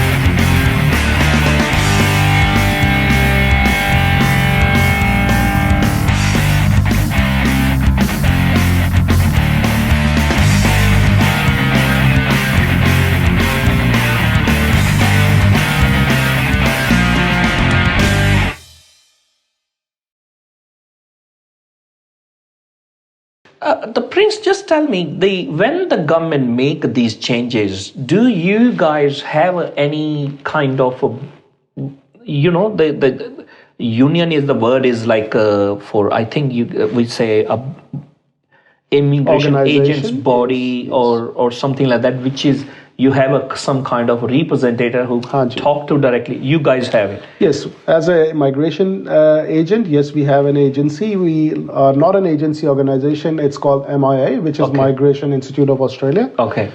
They are the one who represent all migration agents. Okay. So now, MIA, right? Mm-hmm. So are any immigration department in Australian government, are they even consult with the MIA while they make any of these changes? Unfortunately not, because they bring these changes and they just notify everybody. Let them know. That's it. That's it. So you don't have anything to say about it? Unfortunately not, because this is the thing that I've always had in mind that, they should consult the industry people. Exactly. That's and especially that particular agency or or particular organization. I would say. Yeah. That what's the feedback they need to before you make any changes. You got to get a feedback from the industry, and obviously MI is the right organization to give them the feedback. Yeah. But unfortunately, that's not the case. Same thing goes for migration and education as well. As I said to you before, this capping system, these restriction for post-study work visa for the age of 35. Imagine, you won't believe, Amit, how many students I have seen with family and couples, who were here. They were about to finish their study, 2-year study or PhD for 4 years, XYZ, and they just turned 36. And they can't apply for post-study work visa because of this new announcement, because this new announcement affected the current students as well. Wow. So, and someone have a dream, they come for the better life, they came here, they invested like a $40,000 a year in course, they earn paying the taxes in this country, they fulfilling the labor requirement as well, they do the odd jobs, and while they support themselves or their family, and suddenly after the study and they see they are past the 35 years of mark, now you need to go back, you can't apply. I mean, the only option they have to stay in the country is to apply for another student visa where they pay another 40 grand or 50 grand for a year and extend their stay in Australia. Wow. It's a bit unfortunate. Unfair. Yes, that's unfair. I feel it because I see their face, I feel their emotion, and technically they didn't do anything wrong when they started the study, and all of a sudden something got changed. It affected their whole or it just like, Now suddenly, now I know the reason is that for last 6 months why it's my DMs is full of messages about requesting that I'm in that position and I'm that position, and I only say, look, you need a registered migration agent. Or the lawyer. I'm not able to make any comment on of course, any of these changes I have, but we have. Sorry, but again, how you guys handling it? Because it's gonna not only affecting the private sector of the colleges, it's gonna affect you guys as well. It does affect our agency or our business as well. But at the same time, the whole idea for us is to educate and inform as many as students and applicants to make them aware what the change is coming up and how it affects them or their plans or their journey if they want to get settled in Australia as a permanent resident. So that's why we got our Facebook page, Aussizz Group Queensland Facebook page, where we advertise all the when I say advertise, I mean to say share all the information and new changes from the government or the state government or education changes or migration changes. We share all that information where students who are connected with us on that platform, they get to know about the new changes. A lot of students who are not active in the migration or education industry or who are not, connected with the right professionals, they may not be aware of the new changes that has already come in place. And by the time they get to know that, okay, those changes has affected them, it may be too late. So our job is to make sure that we just bring out this information of changes, how it's going to impact them or affect them in the future as soon as possible, and how we handle it. Obviously, we ask them if they feel that they are affected to come and see us face to face, so we can have a plan B for them to find a better way or better solution. And as I said before, it's always going to be tough. Things are never easier, whether it's professional or personal. But, there is always a way out as well. So a lot of people say that permanent residency in Australia is getting tough. It has never been easier. We talk about 20 years ago, it was tough as that time as well. Exactly. So, but the question is, are you prepared to take a hard path or hard journey? If you are committed that you want the permanent residency, I don't say it's impossible. Yes, definitely it has become a bit harder, but if you are play smart and do the right thing, what is required. And one message I want to deliver it through this platform to all the international students as well, people who are planning to come to Australia either on a student visa or migrating permanently from overseas. Have some skills that Aussie people or Australian citizens or permanent residents are weak at. So if you have that skill, you will always be in demand. Problem what I see that especially people who come from subcontinent, they feel that they have skill, but those skills are very commonly available here. Let me give you an example. Yesterday I met this guy, he did his qualification from University of Queensland. That's one of the top-notch university in Queensland. Yep. And he worked for one of the big firms in Australia in Queensland as a marketing officer.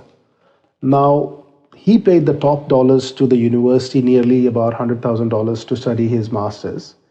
He is struggling to find a job because he does not have any experience whatsoever. But at the same time, if you talk about marketing or customer service, these professions are easily available in Australia. Let's talk about different professions like social work, nurses, teachers, quantity surveys, people who are used in education sector, construction sector. Okay. These skills are not easily available in Australia. Try to get into the skills that helps you to make your career as well as increases the chances of your permanent residency. Try to get into those professions.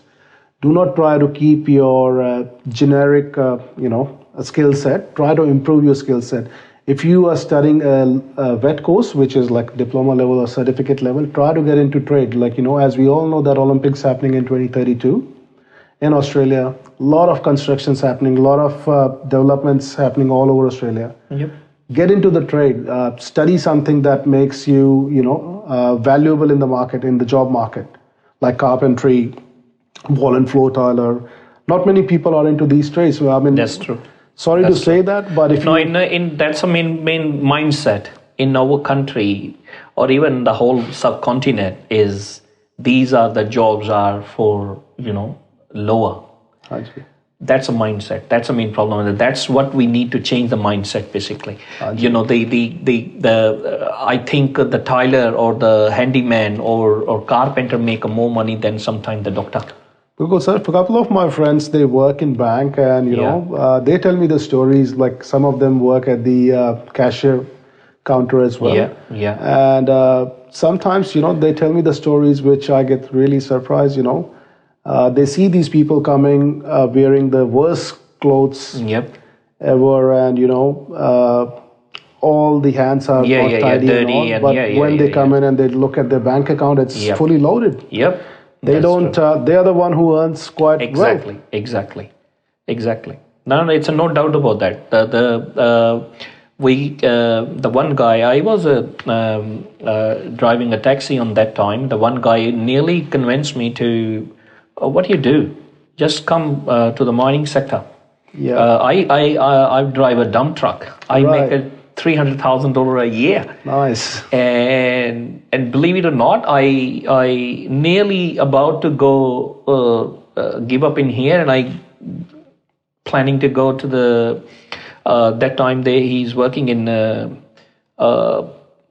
Perth to I think 200-300 kilometer on the north. He I think is a mining company.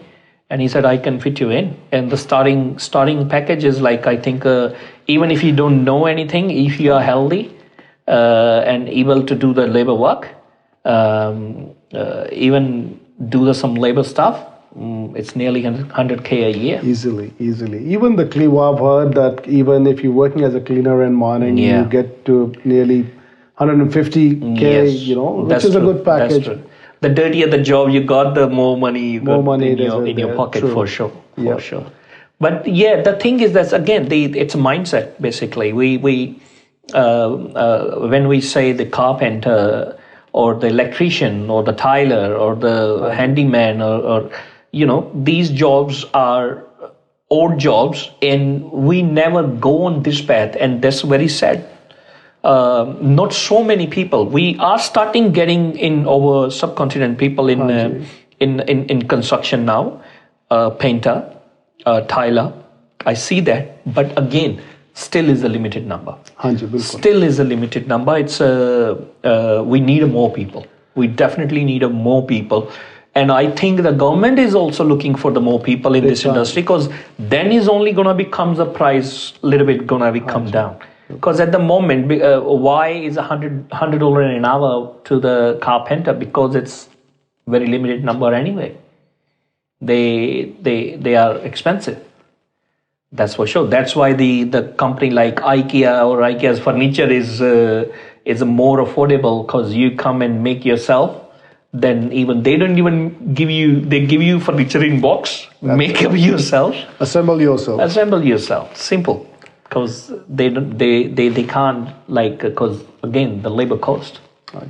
There are a couple of other factors what I feel, क्योंकि ऐसा नहीं है कि जो हमारे subcontinent के जो students हैं आते हैं ट्रेड कोर्स नहीं कर रहे हैं, they are doing it, but what I personally feel, majority of them are not doing it with full heart. They are doing it half-heartedly. They don't take it like as a profession. That's true. Okay. They're more focused with getting into odd jobs. So let me be very clear here. बहुत बड़ा message मैं देना चाहूँगा कि अगर आप अपने profession में जो भी आप स्टडी कर रहे हैं ऑस्ट्रेलिया में, या आपने जो पहले स्टडी की है, अगर आप अपने प्रोफेशन में जॉब नहीं कर रहे हैं, it's going to be tough if you want to settle in Australia. बहुत टफ है, क्योंकि having a job in your profession is required for permanent residency, most of the permanent residency visas, or government is taking it seriously. If you don't have the skill set working in your sector, then chances of your permanent residence. Okay, Prince. Now, this is the two side now. What exactly, I always say that to Yes, you do what you love to do, and stick with it. And when you choose your study, what you love to do, and stick with and work according to what you're studying, basically, is going to help you to get the permanent residency. बिल्कुल. But the changes we are discussing today, where is 35 years of the age one. हाँ जी. Suppose Amit Kumar came up in age of 30 years. I complete my study and everything 2 years or 3 years, or you can say I was 32 when I enter. I have a 3 years of study. I finish my study. I even work in my trade course and everything. I'm now finish my study. I want to apply my temporary residency or permanent residency. I even have a skill. Whatever I studied, I work on that trade. If the 35 years is the cutoff, how I'm eligible? I do the right thing, basically. बिल्कुल. I do the right thing. 3 years of my study, I stick with my profession. I work in my profession. And now what? Sure. Couple of different visa categories हैं जिसके लिए आप apply कर सकते हैं. अगर आप पोस्ट स्टडी वर्क वीज़ा नहीं अप्लाई कर सकते, it's not the end of the world. Okay. तो जैसा कि आपने मेंशन किया, फॉर एग्जांपल अगर आप अपने प्रोफेशन में काम कर रहे हैं तो obviously you must have learn those skills और you must be good at it. तो एक वीज़ा कैटेगरी जो मैंने पहले मेंशन भी किया था, एम्प्लॉयर स्पॉन्सर्ड वीज़ा कैटेगरी होती है. And let me be very honest and upfront. Let's assume if I've got a business, if somebody is working in my business, let's say as a marketing officer or marketing coordinator, and they're doing a good job and they proved themselves for 6 months or 1 year and they are an asset to my business. If they approach me for employer-sponsored visa, I think I would be the dumbest person to say no, because sooner or later that person will leave, and not any business or employer or company would want to lose a good asset for the company. They will keep that in mind and they will let you give that opportunity to sponsor you. That's the thing. Now we find the answer we can say on that. Because I work in my the study I do, I work full time or part time in the same job. I trained myself on that particular skill. बिल्कुल. I got the employer. After the study, I can go to the employer. Look, 100%. This is my situation. I need a sponsorship. I'm happy to go full time. And if you have a capability, and your employer definitely not gonna refuse. And as I said, any businessman or any company, if you needs a hard workers. That's it. If you prove your trained skills, workers, worker, and you're a good skill set and asset for the business, they will do every single thing to not let you go. Yes. That's why I think we got the answer. I think I think that's where now we can see why they increase the employer sponsorship. Yeah. Because if they cut down 189. They put it in here because if you then they want to keep. Now we find why this rule came up. Correct. I mean, different dots you have to put them together to understand why is it happening. Because then we can say on this way this changes is technically a good for the right people to stay in this country. Right, skilled people. Skilled people. It's really important, and that's why I focus or emphasize on getting skilled job, making yourself, capable enough to do the right skilled job. Yeah. Make yourself prioritize in terms of the jobs you want to pick, because don't do common jobs that are easily available. Yeah. Because you're going to compete with thousands of people already existing in Australia with those skills. Try something different. Think out of the box. 100%. Think out of the box. Thank you for coming today. No, pleasure, sir. One thing I would like to add on before we close off this Immi talk. Please. बहुत सारे students जो हमारे यहाँ पे हैं, because obviously we have been talking about PR and student visa and migration and all of that. Ji. A lot of people, once they complete the study, or people who did not put any effort to get a job in their profession, sooner or later, what I have seen in my past, that they blame government. Yep. rather than accepting the fact that they are getting the results for the work they never put in. Yep. So if they never made any effort to find a job in their profession, or they did not learn the skill, exactly. If you're going to blame others, you don't not going have to a get right anywhere. to even blame someone. True. Simple. So stop blaming the government policies or regulations. What's changing? It's not changing for an individual. Yep. You got to be true to yourself. Exactly. This is something I always and every single day I tell myself in the morning. Yep. You got to be true to yourself, because nobody knows better yourself. Anybody, nobody knows better yourself and anyone else. That's true. You know. That's true. So it's important आपको अपने बारे में पता होना चाहिए. Where do you stand? Yes. If you know that you are, something that you are not good with, you need to work on it. And if you can secure a good job, obviously, if that happens, you will stop blaming others. It means that you're already halfway there, that, you have achieved what you want. Yep. And it's not just for permanent residency. You want to have we come to this country to have a good life, good family, and a peaceful life, I would say. For for the coming generations, basically, not for only you yourself. It's for your generation. The hard work you're putting in today, it's going to work for the whole generation, that coming generations. That's true. And this is what, there's again, few quotes that I always keep in mind, that if you want to focus on tomorrow, obviously you got to work something really important which is required today. That's correct. What you do today is basically helps dictate you tomorrow. Your future. That's true. So it's really important, keep those things in mind and go with a positive mindset. Yes, hurdles and hassles are there, but the stronger you are, it will, help you to build a stronger person, basically, for future.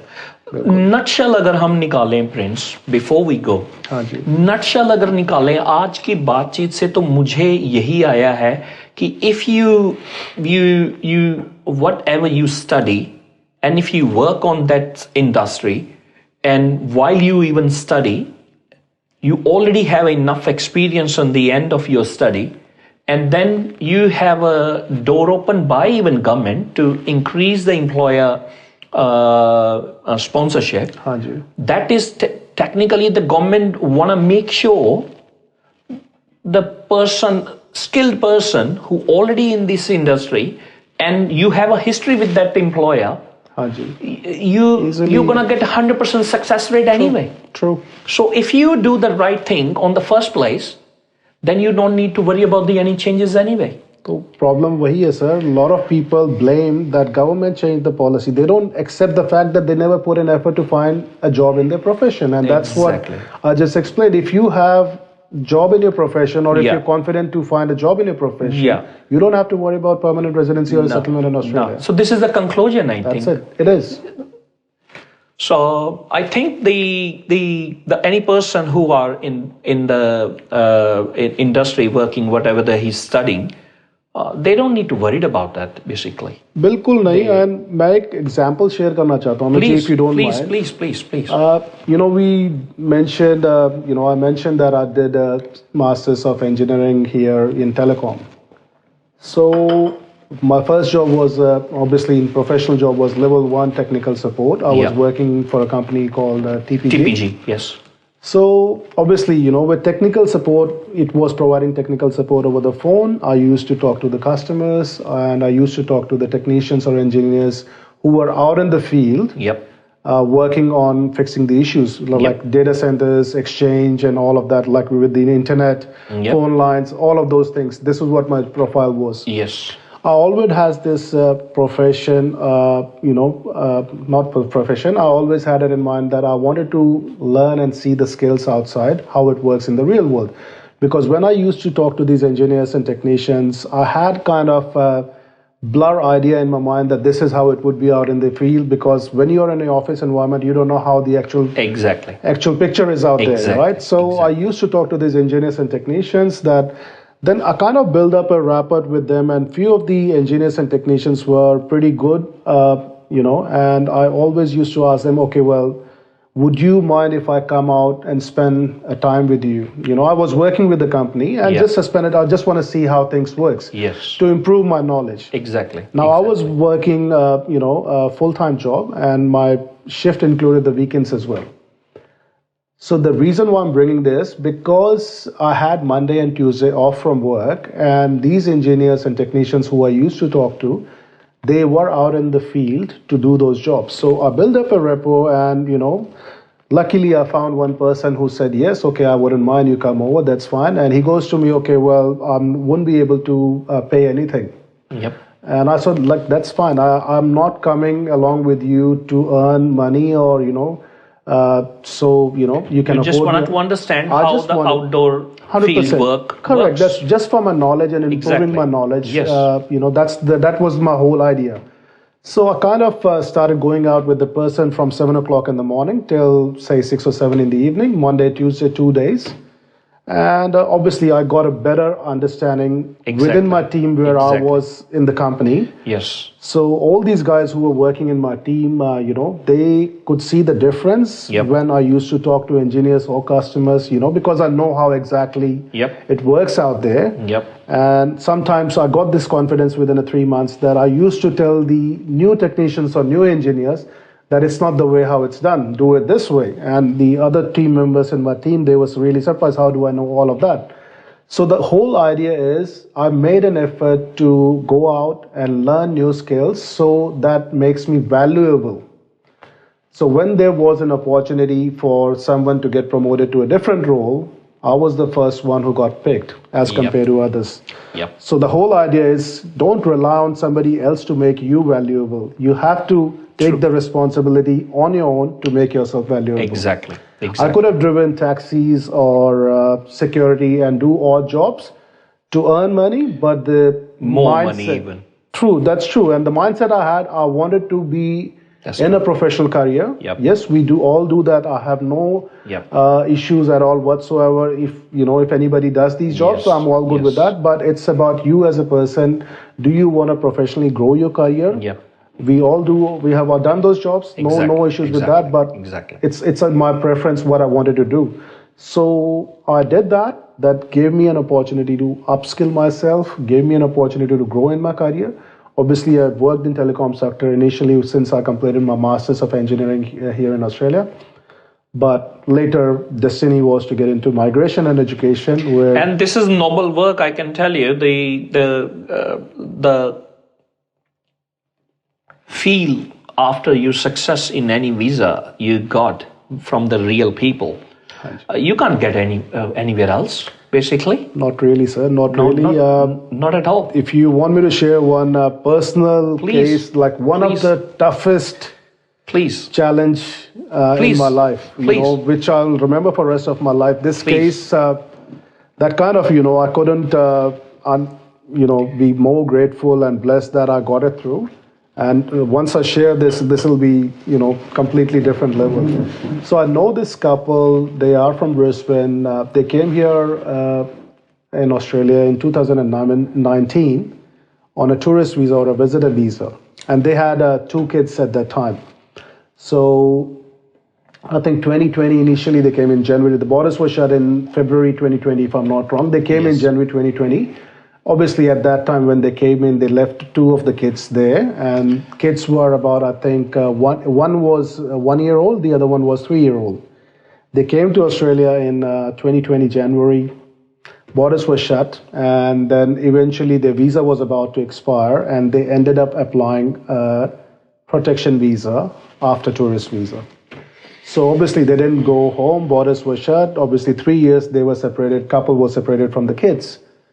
They applied for a protection visa here. Now, when you apply for a protection visa or a refugee visa in Australia, you cannot travel back to your home country. So even if the borders were open, you cannot travel back to your home country, because on that basis only you applied for the protection visa that you're not safe in your home country.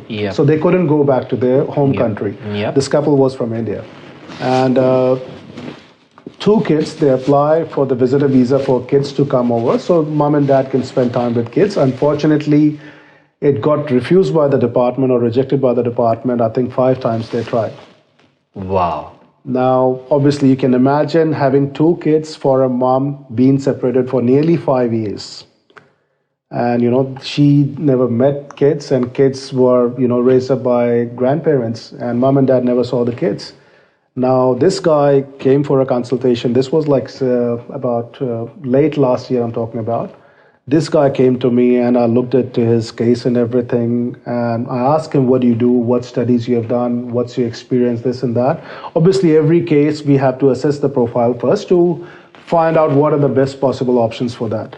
Luckily, I figured it out, one option for him, where,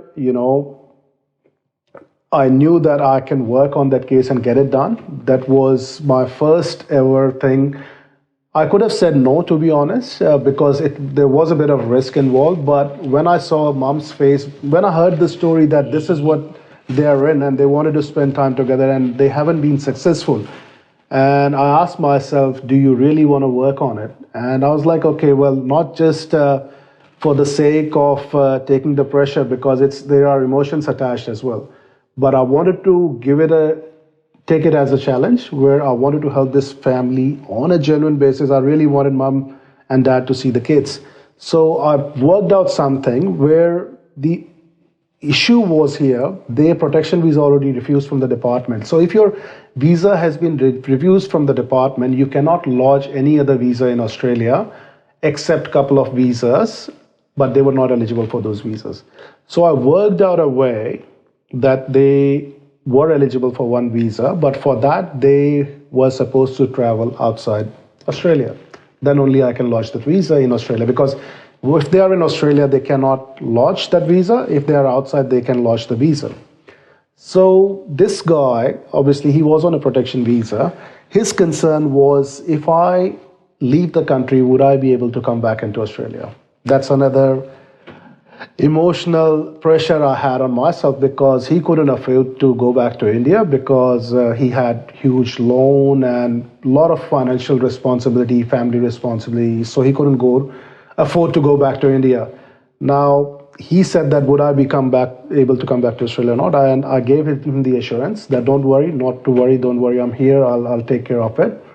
So here and there, they finally decided to leave, or go out of Australia. And, they went to Bali for a couple of days, because when they are outside Australia, we can lodge the visa and we can bring the kids over. So they went outside. While he was exiting the country at the custom, obviously, they saw that this person has lodged a protection visa or a refugee visa. It has been refused by the department, and they asked this person, okay, well, why you want to travel to Bali? So they said that we just want to spend time, together, and few of my friends are coming from overseas or India as well to Bali, so we can spend some time together. They had a bit of doubt, and luckily, they let him go. Now, this guy, when he cleared the customs or immigration, he called me up that this is what happened. And I told him not to worry, don't get stressed, don't be panicked, take it easy. I told him what he was supposed to say, which obviously was the real facts, that he's traveling over there and a couple friend was coming over. So he got it and he landed in Bali. Now, while he landed in Bali, he was stopped over at the immigration at Bali airport as well, in Indonesia. And he was interrogated for about half an hour, 45 minutes. Where are you going to stay? How much time you're going to be here for? X, Y, Z. By Bali immigration? Because Australian immigration notified Indonesian government that this is the person coming in. And because obviously they wanted to see for what reason he's traveling there. Yep. So they recorded the conversation here.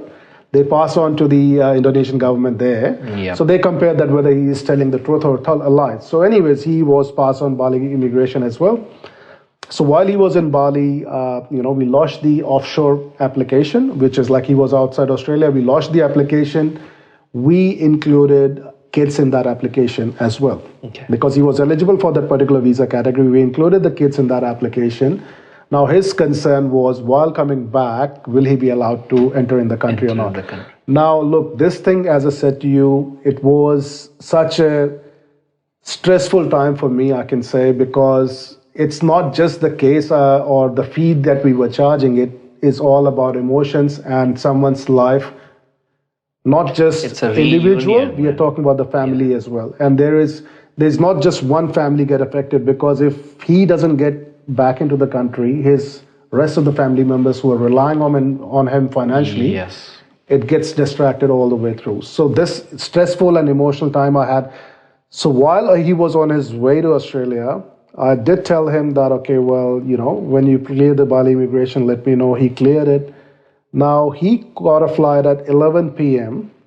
and he was supposed to land 5 a.m. in the morning at Brisbane airport. Trust me, swear to my kids, I couldn't sleep all night because of this fact that I wanted to make sure that nothing goes wrong to him and his When he wife, come back. whether they will be able to come back or not. 5 o'clock he landed, and all night I was just kept waking up and watching my phone because I knew that he's flying way back to Australia. Yeah. On the way back, he got stopped over at the immigration or customs again, interrogated XYZ, and they would have seen that he already lodged the application. But luckily, fingers crossed, everything went well. He was back into the country, got a text message at 6:30 that, thank you so much, Prince, I'm in. And he was back in the country 2 months later. Everybody got a visa grant, and his couple kids from India flew to Australia, and they were on a visa, and they withdrew the protection visa or the refugee visa. So they were on a solid visa, reuniting the family, making their dream successful. And he has already, I'm talking about last year what had happened, and we have lodged his permanent residency recently, which is about to be granted in probably 6 to 8 months of time. That change of, That's factor itself. a So this is life-changing it is. story. Life-changing story. So that's why I wanted to share this. It's not just we are running a business here. We are dealing with people, emotion, their families, and their career as well as dreams. Yeah. As well. No, that's why I didn't say guardian angel just for saying. This is the profession you are in. It's a very noble one because your decision, your advice dictate people's life basically, Prince. And it's not easy. It's not easy. And it's a very responsible job. It is. I mean, I don't deny the fact. Sometimes we do get blamed as well. And, I think there's no harm to say that we all are humans and we are meant to make mistakes, right? Otherwise, everyone would have been God on this planet, Yep. As a human, you make mistakes. But the question is, if you make any mistake, you have to have a gut and a balls to face those mistakes and fix what you can do rather than, losing up and giving it away. So we do mistakes as well, but our clients trust us. They know that, okay, well, you haven't done it intentionally. And I put it up front to the clients that, this is something that we have made a mistake, because the first challenge is to accept your mistake. Not many people do that. And I follow that not just in my professional life, in my personal life as well. So that's correct. As long as you can accept the fact that you made a mistake is the first challenge, you got over it. Now, the second thing is that how to fix that up. And we have made mistakes. Our client accepted it, but they still trusted us. But we have worked out all the way through and helped them to achieve what they want. That's correct. I mean, some of the stories that I shared, there are many out there, in my mind, but obviously we can't cover everything up, because we deal with so many cases. There are other stories I've got in my mind, but I can't bring it up. Probably leave something for other episodes too.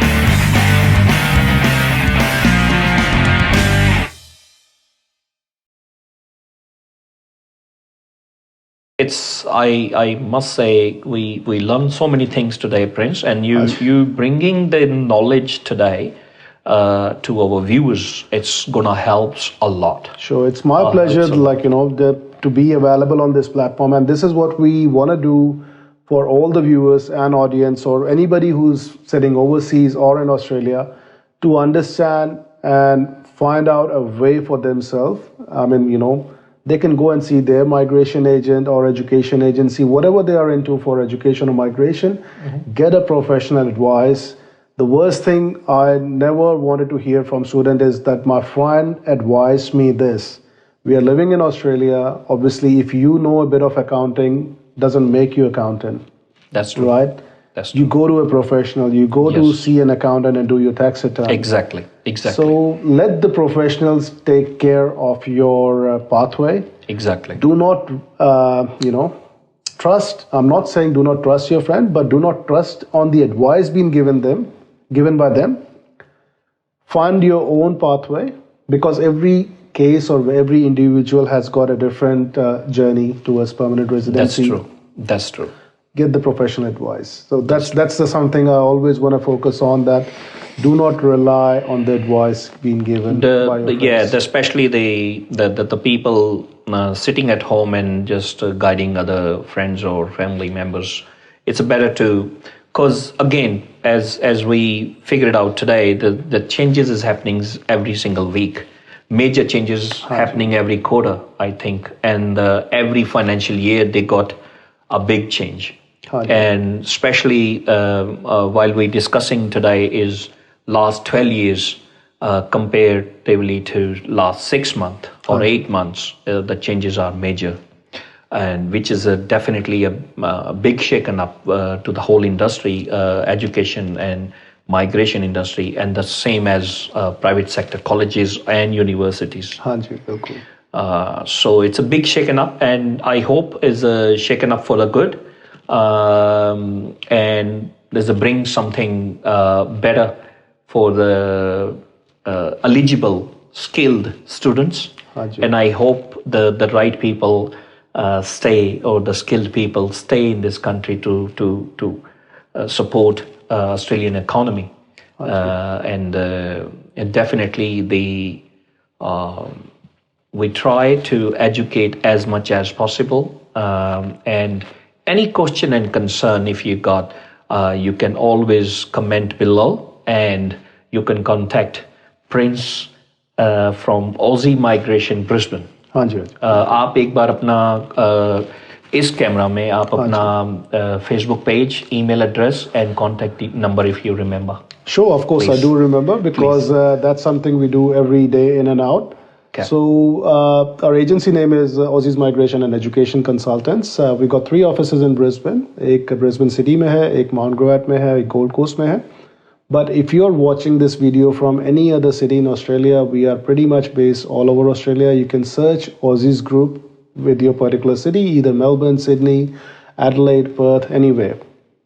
If you are overseas, we have got offices overseas as well. Depending where you are, you can search your nearest office. अगर मैं बात Queensland की करूँ तो basically, we provide migration and education services. We help you to get settled in Australia, help you with your permanent residency. Not just that, we help you to get into the right course, which is one of the main factor, because that's the first step towards your permanent residency. Getting into the right course is key. Explore the options before you change your course, because a lot of students who come to us, they tell us this thing that my previous agent or friend advised me to study that course. That's why I changed it. But by the time they get to know that, it's already too late.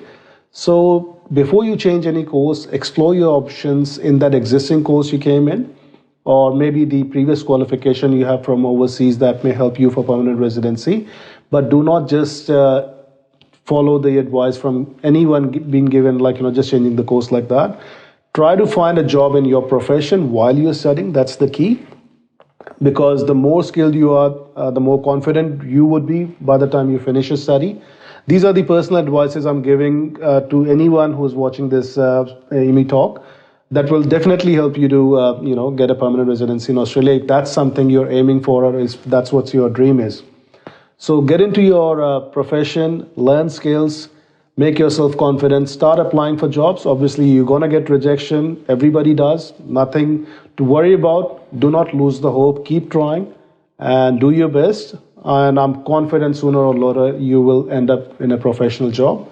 And last but not the least, seek a professional advice. If you have a migration agency or agent you're connected with, stick with them. You don't have to switch over. But if you're not satisfied with the information being given, always get a second opinion. And if you feel so, you can reach out to us or send us an email at brisbane@aussizz.com. So at Aussizz as in AUSSIZZ.com. Brisbane@aussizz.com is our email address, or you can give us a call on 07 322 981. That's our contact number. And obviously, as I mentioned, Mount Gravatt and Gold Coast, we have it, and other states. You can look at the relevant numbers if you want to reach out to us. Thank you. Thank you very much, Prince. That's a wonderful. It's look like you're reading a script. It's I don't know. I mean, it's just coming from the heart. I didn't read anything. No, it's that's beautifully done, and it's look like then. Look again, you are doing it for more than a decade, and it's in your kind of blood. We can say. I mean, blood I wouldn't say, but I've been doing it for a while, that's for sure. Yeah. And the reason why I love doing it, it's just not this Immi talk. I do a lot of videos as well in terms of immigration news or education news. Yes. I would like to bring as much as information to the students out there, so that helps them to, get onto the right path. Because as an international student, I can feel there's so much struggle. They go through so much struggle because I've been through that struggle myself. And when I look back 20 years ago, there were not many people who were there to support me. Yes. And I just want to feel that however I can help those students who are coming in.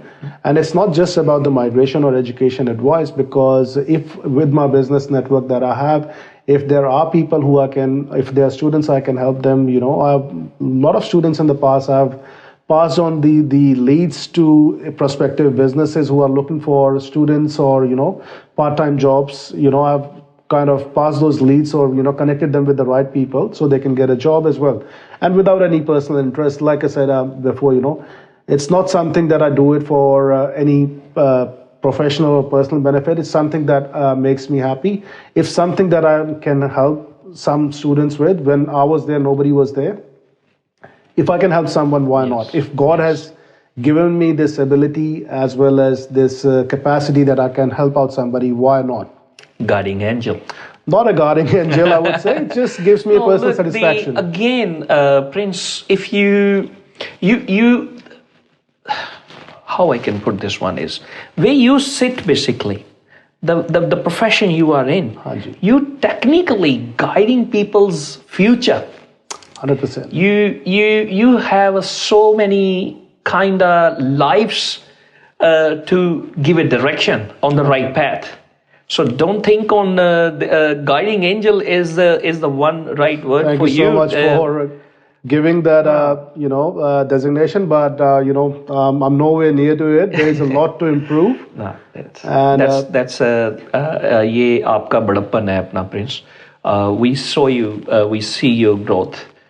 We see your kind of the videos you're putting on the Facebook with the real people, real feedback, and when they got their permanent residency or the visa in positive, I can see their faces. I can see yours too. And sir, that makes a hell lot of difference for me, because, when you see those happy faces and families with kids getting permanent residencies, when we see that smile on their face, that makes not just my day, weeks and months. And Prince, that when we are student or when we are on student visa, those moments are so important.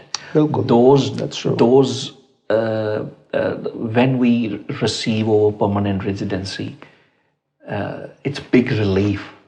That's a one milestone we 100%. achieve, and feeling achieved something and relief something, because until or unless you not get your permanent residence, you always have a कहते हैं तलवार लटकी रहती है यार. बिल्कुल sir. और आपका मुझे I still remember the day my migration agent gave me a call, and when she gave me this news and I said, I love you. She said, what? I said, I love you. You have no idea how big relief. And he said, it's okay, but it's okay, I take it. Firstly, I put her on the position where I said, I love you. Right. Because cause it's a big relief. हाँ जी. And especially the changes you said, this the last 6 or 8 months. Especially in this time, if someone receiving their permanent residency, that's kind of अपने उनके ना वो एक पहाड़ निकाल के side पे रखा है आपने. बिल्कुल sir, and we play a major role and don't deny the fact because ये जो हमारी इंडस्ट्री है, obviously it is a business as well, so we don't, obviously every business wants to grow like ourselves as well, but at the same time we are not just doing business, we are connected with people, we have got emotions attached, we have got financial responsibilities for the people who got a dream to get settled in Australia. So all those emotions are attached there, you know. I mean, we are not just doing business, we are connected with them emotionally. Exactly. You are the kind of immigration department's frontliners who taking a kind of or backlash and everything as well. Basically, you are the frontliners. You know, they just made a changes while in the office, and suddenly you guys are the one who facing it, and you delivering it. Basically, that's the main thing, and that's very crucial part. Very crucial part. It is, for sure. Especially जो students, जो international students आते हैं Australia, you know, they don't know the culture here. They don't know what is right for them, what is wrong, what's the right course, what's not. And as I said, first step is very crucial because अगर आपने पहला step ठीक नहीं लिया, तो या तो आप second या third step पे गिरने के chances आपके बहुत high हैं. So you have to make sure the first step must be strong before you put the second step. तो उस जगह जो right course है वो key factor है, क्योंकि आपको जो course choose करना है, we help them to decide the course, not just because that leads to permanent residency. We ask the questions what they are passionate about, what they feel that they can do better in. अगर आपका interest commercial cookery में है sir, there is no point of me telling you go and study automotive या automotive mechanic. Exactly, that's true. तो ये बहुत बड़ा factor है because we don't just tell them that do this course you will become permanent residents. क्योंकि जैसा मैंने अभी थोड़ी देर पहले आपको बताया कि आपके प्रोफेशन में जॉब होना बहुत जरूरी है जी. आपने स्टडी कमर्शियल कुकरी किया है और आप जॉब कर रहे हैं मोटर मैकेनिक की, it's not going to help you for permanent residency. So follow your passion, pick the study that you are passionate about because that will help you to secure a job, not just studying a course, you know. Without job it's going to get hard. Thank you very much Prince. आज हम wrap up करते हैं. हाँ जी. और आप मुझे ये बताएं, अब हमें चाहिए एक छोटा सा फीडबैक जो हम end of every single podcast हम करते हैं. The moment I invite you for my podcast, and today we are already finished our podcast and we are on the wrap up time now, so we need a feedback. How did you feel the day I invite you for podcast, and today you're sitting in here? What's the experience and what's your expectations and advice for us? Sir, feedback, genuine feedback. First thing I want to bring is thank you so much for taking this initiative to bring somebody. It doesn't have to be me. It could be anyone from the industry, to bring someone who knows about the industry and who can bring the real facts, what's happening within the industry for migration as well as education. So having this initiative and reaching out to the right audience who needs this, because you are the one who have taken this initiative. Obviously, you know, I'm the second chain behind you to come over on this platform, but somebody has to take initiative, which I'm glad and grateful that you took this decision to bring someone, to bring the information, because I feel that you have got the, heart connected with your audience on your platform where you want to bring the real facts about the industry. You want to show, don't just, you want them to see the reality. You don't want them to just believe that what they see on TV or, what they see on TikTok Reels or YouTube videos, that life is flashy and exactly. Amazing in Australia. Nobody's going to come and, bring a cake for you. Obviously, you have to work hard for it. Yes. Bringing all these real facts for international student or anybody who wants to get settled in Australia, it's really, really important. You showcasing this to them, bringing the reality, very amazing initiative, and so thankful to you. It's something an eye opener for them. अब रुलाएगा क्या? नहीं sir रुलाने की नहीं, but एक दिल से No, बात it's जो I'm feeling very touched. Thank you very much. Pleasure. Really appreciate that. Yeah. And That's again, very well. it's not just focusing to your audience. Anybody who watches this video, correct. because I must say that you feel yourself, proud that you have taken this initiative and started this journey to bring the information for all the migrants who are planning to get settled in Australia. And it's not just this industry. What I see from my perspective in you is that you're not just focusing on one industry. You're trying to bring facts from different industries, whether it will be NDIS, real estate, and I have seen some podcasts of yourself, which kind of impressed me, and that's why we started having a conversation about it, and I think I'm loving it, and we both can continue all day. That's we for know sure. that for sure. That's for but sure. I can tell you, Prince, I know it's maybe a first episode for you and for me between us together, but I can surely tell you this is not going to be the last. Because the knowledge you bring, the experience you bring today's episode, yes, we try our best to bring as much as best guest with the knowledge and experience as possible. Thank you so much. The way you deliver today, it's not easy and it's not for everyone, basically. You bringing the knowledge without fabricating any facts, and the one thing I like the most, you are speaking from your heart as well. That's what we needed. It's unscripted. We don't have any script. We both talk through our hearts today, and the pain you bringing on the table, we feel it. And I hope my viewers also message received by you, what you're trying to deliver today. Thank you so much. And we try our best to bring as much as possible. We even start our new segment is Beyond the Ballot. We already done a couple of with the political head Leaders? of their parties. I've done one is from Liberal Party. It's David Kasafoli. And one is from Labour Party. It's from federal government. It's Milton Dick. So we done like one with the Labour, one with the I've seen those podcasts, and it was really amazing. Yes, and we gonna bring basically more ministers. It's like immigration minister, and we definitely, that's the whole idea. We not only want to show one side of story, we're going to bring both sides of stories as well, to where we can find the sweet spot. True.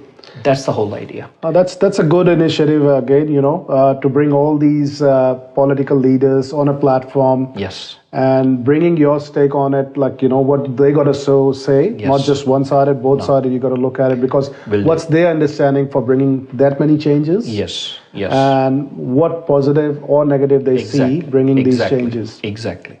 No, that's the whole idea, basically. And being a migrant in this country, the struggle we go through, and that's the whole idea to start YouTube channel or Facebook groups, is to make a bridge between the newbies to the people already in this country, to helping each other.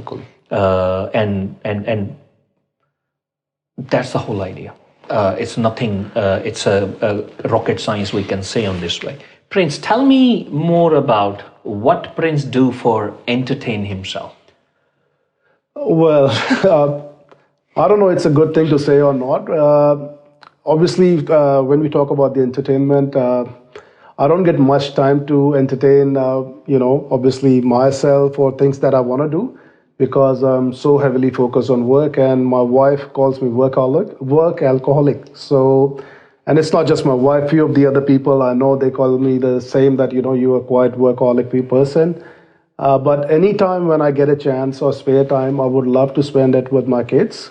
That makes me happy. For me, entertainment is just something that makes me happy. I just try to do those things that makes me happy, and every now and then, obviously, I listen to old music sometimes, just keep me relaxed, or watch movies sometimes if I have spare time. What I've recently started doing is spending time with kids, watching kids movies on weekend with kids, to give them the special treatment that that's watching kids movies as well. Yep. So things that makes me happy. There's nothing as such I do it for entertainment. Because end of the day, look, you need to what we say, shut down yourself as well. Because until or unless you not shut down from office to going back to home, that's can be a problem. It is. It's not a good thing. I don't advise anybody who's watching this Immi talk to follow what I do. It's definitely wrong. But as I mentioned before, it's just I'm so passionate about what I do, and I feel blessed and proud as well. Because we are not just bringing business or doing business here. We are connected with so many people out there, and we want to make sure we don't do any such thing that affects their life as well. So having that responsibility pushes me and motivates me to do the right thing. But not at the stake of extending my work hours to the limit where, it gets very negative for my health. So I'll try to definitely work on it. And I've already started working on it, but I won't advise this thing to any of them, or any of the person watching this thing. But this is what they say. People say that, okay, well, it's not about me, anybody else. If you see somebody who has done good in their life, that's true. They don't know how much. No, that's the reason. Basically, when you're sharing the story, I can see your expression. You are so connected with that couple, and as in emotions is very high. You couldn't sleep on that night. That's true. When they traveled. 100%. So it's made me to, because this person, you, is basically connecting with the people, and he understands the responsibility he have in his hand, and that is like keep up your whole night for sure.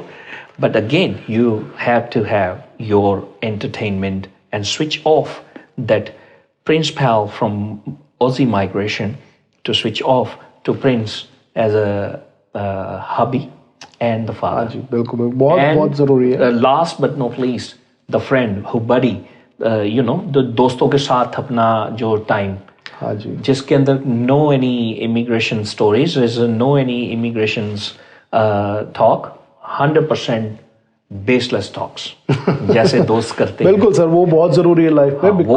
वो हमारे लिए seriously में एक therapy है, वो जो हम miss कर जाते हैं. ट्रू. तो उसको आप अपना थोड़ा सा लाएं अपने. शुरू कर दिया sir. Definitely I have already started working on it as I say. But आसान होता है बहुत बाहर से जब आप चीजें देखते हैं. जैसे मैंने बताया कि we are not just agency और consulting business. We are connected emotionally, जो कि बहुत important है. And in a profession what we are in, और specifically अगर मैं as a migration agent की अगर किसी की बात करूं, दिन में आप एक emotion से deal नहीं कर रहे हैं. Imagine yourself taking consultation, 10 to 12 consultations in a day.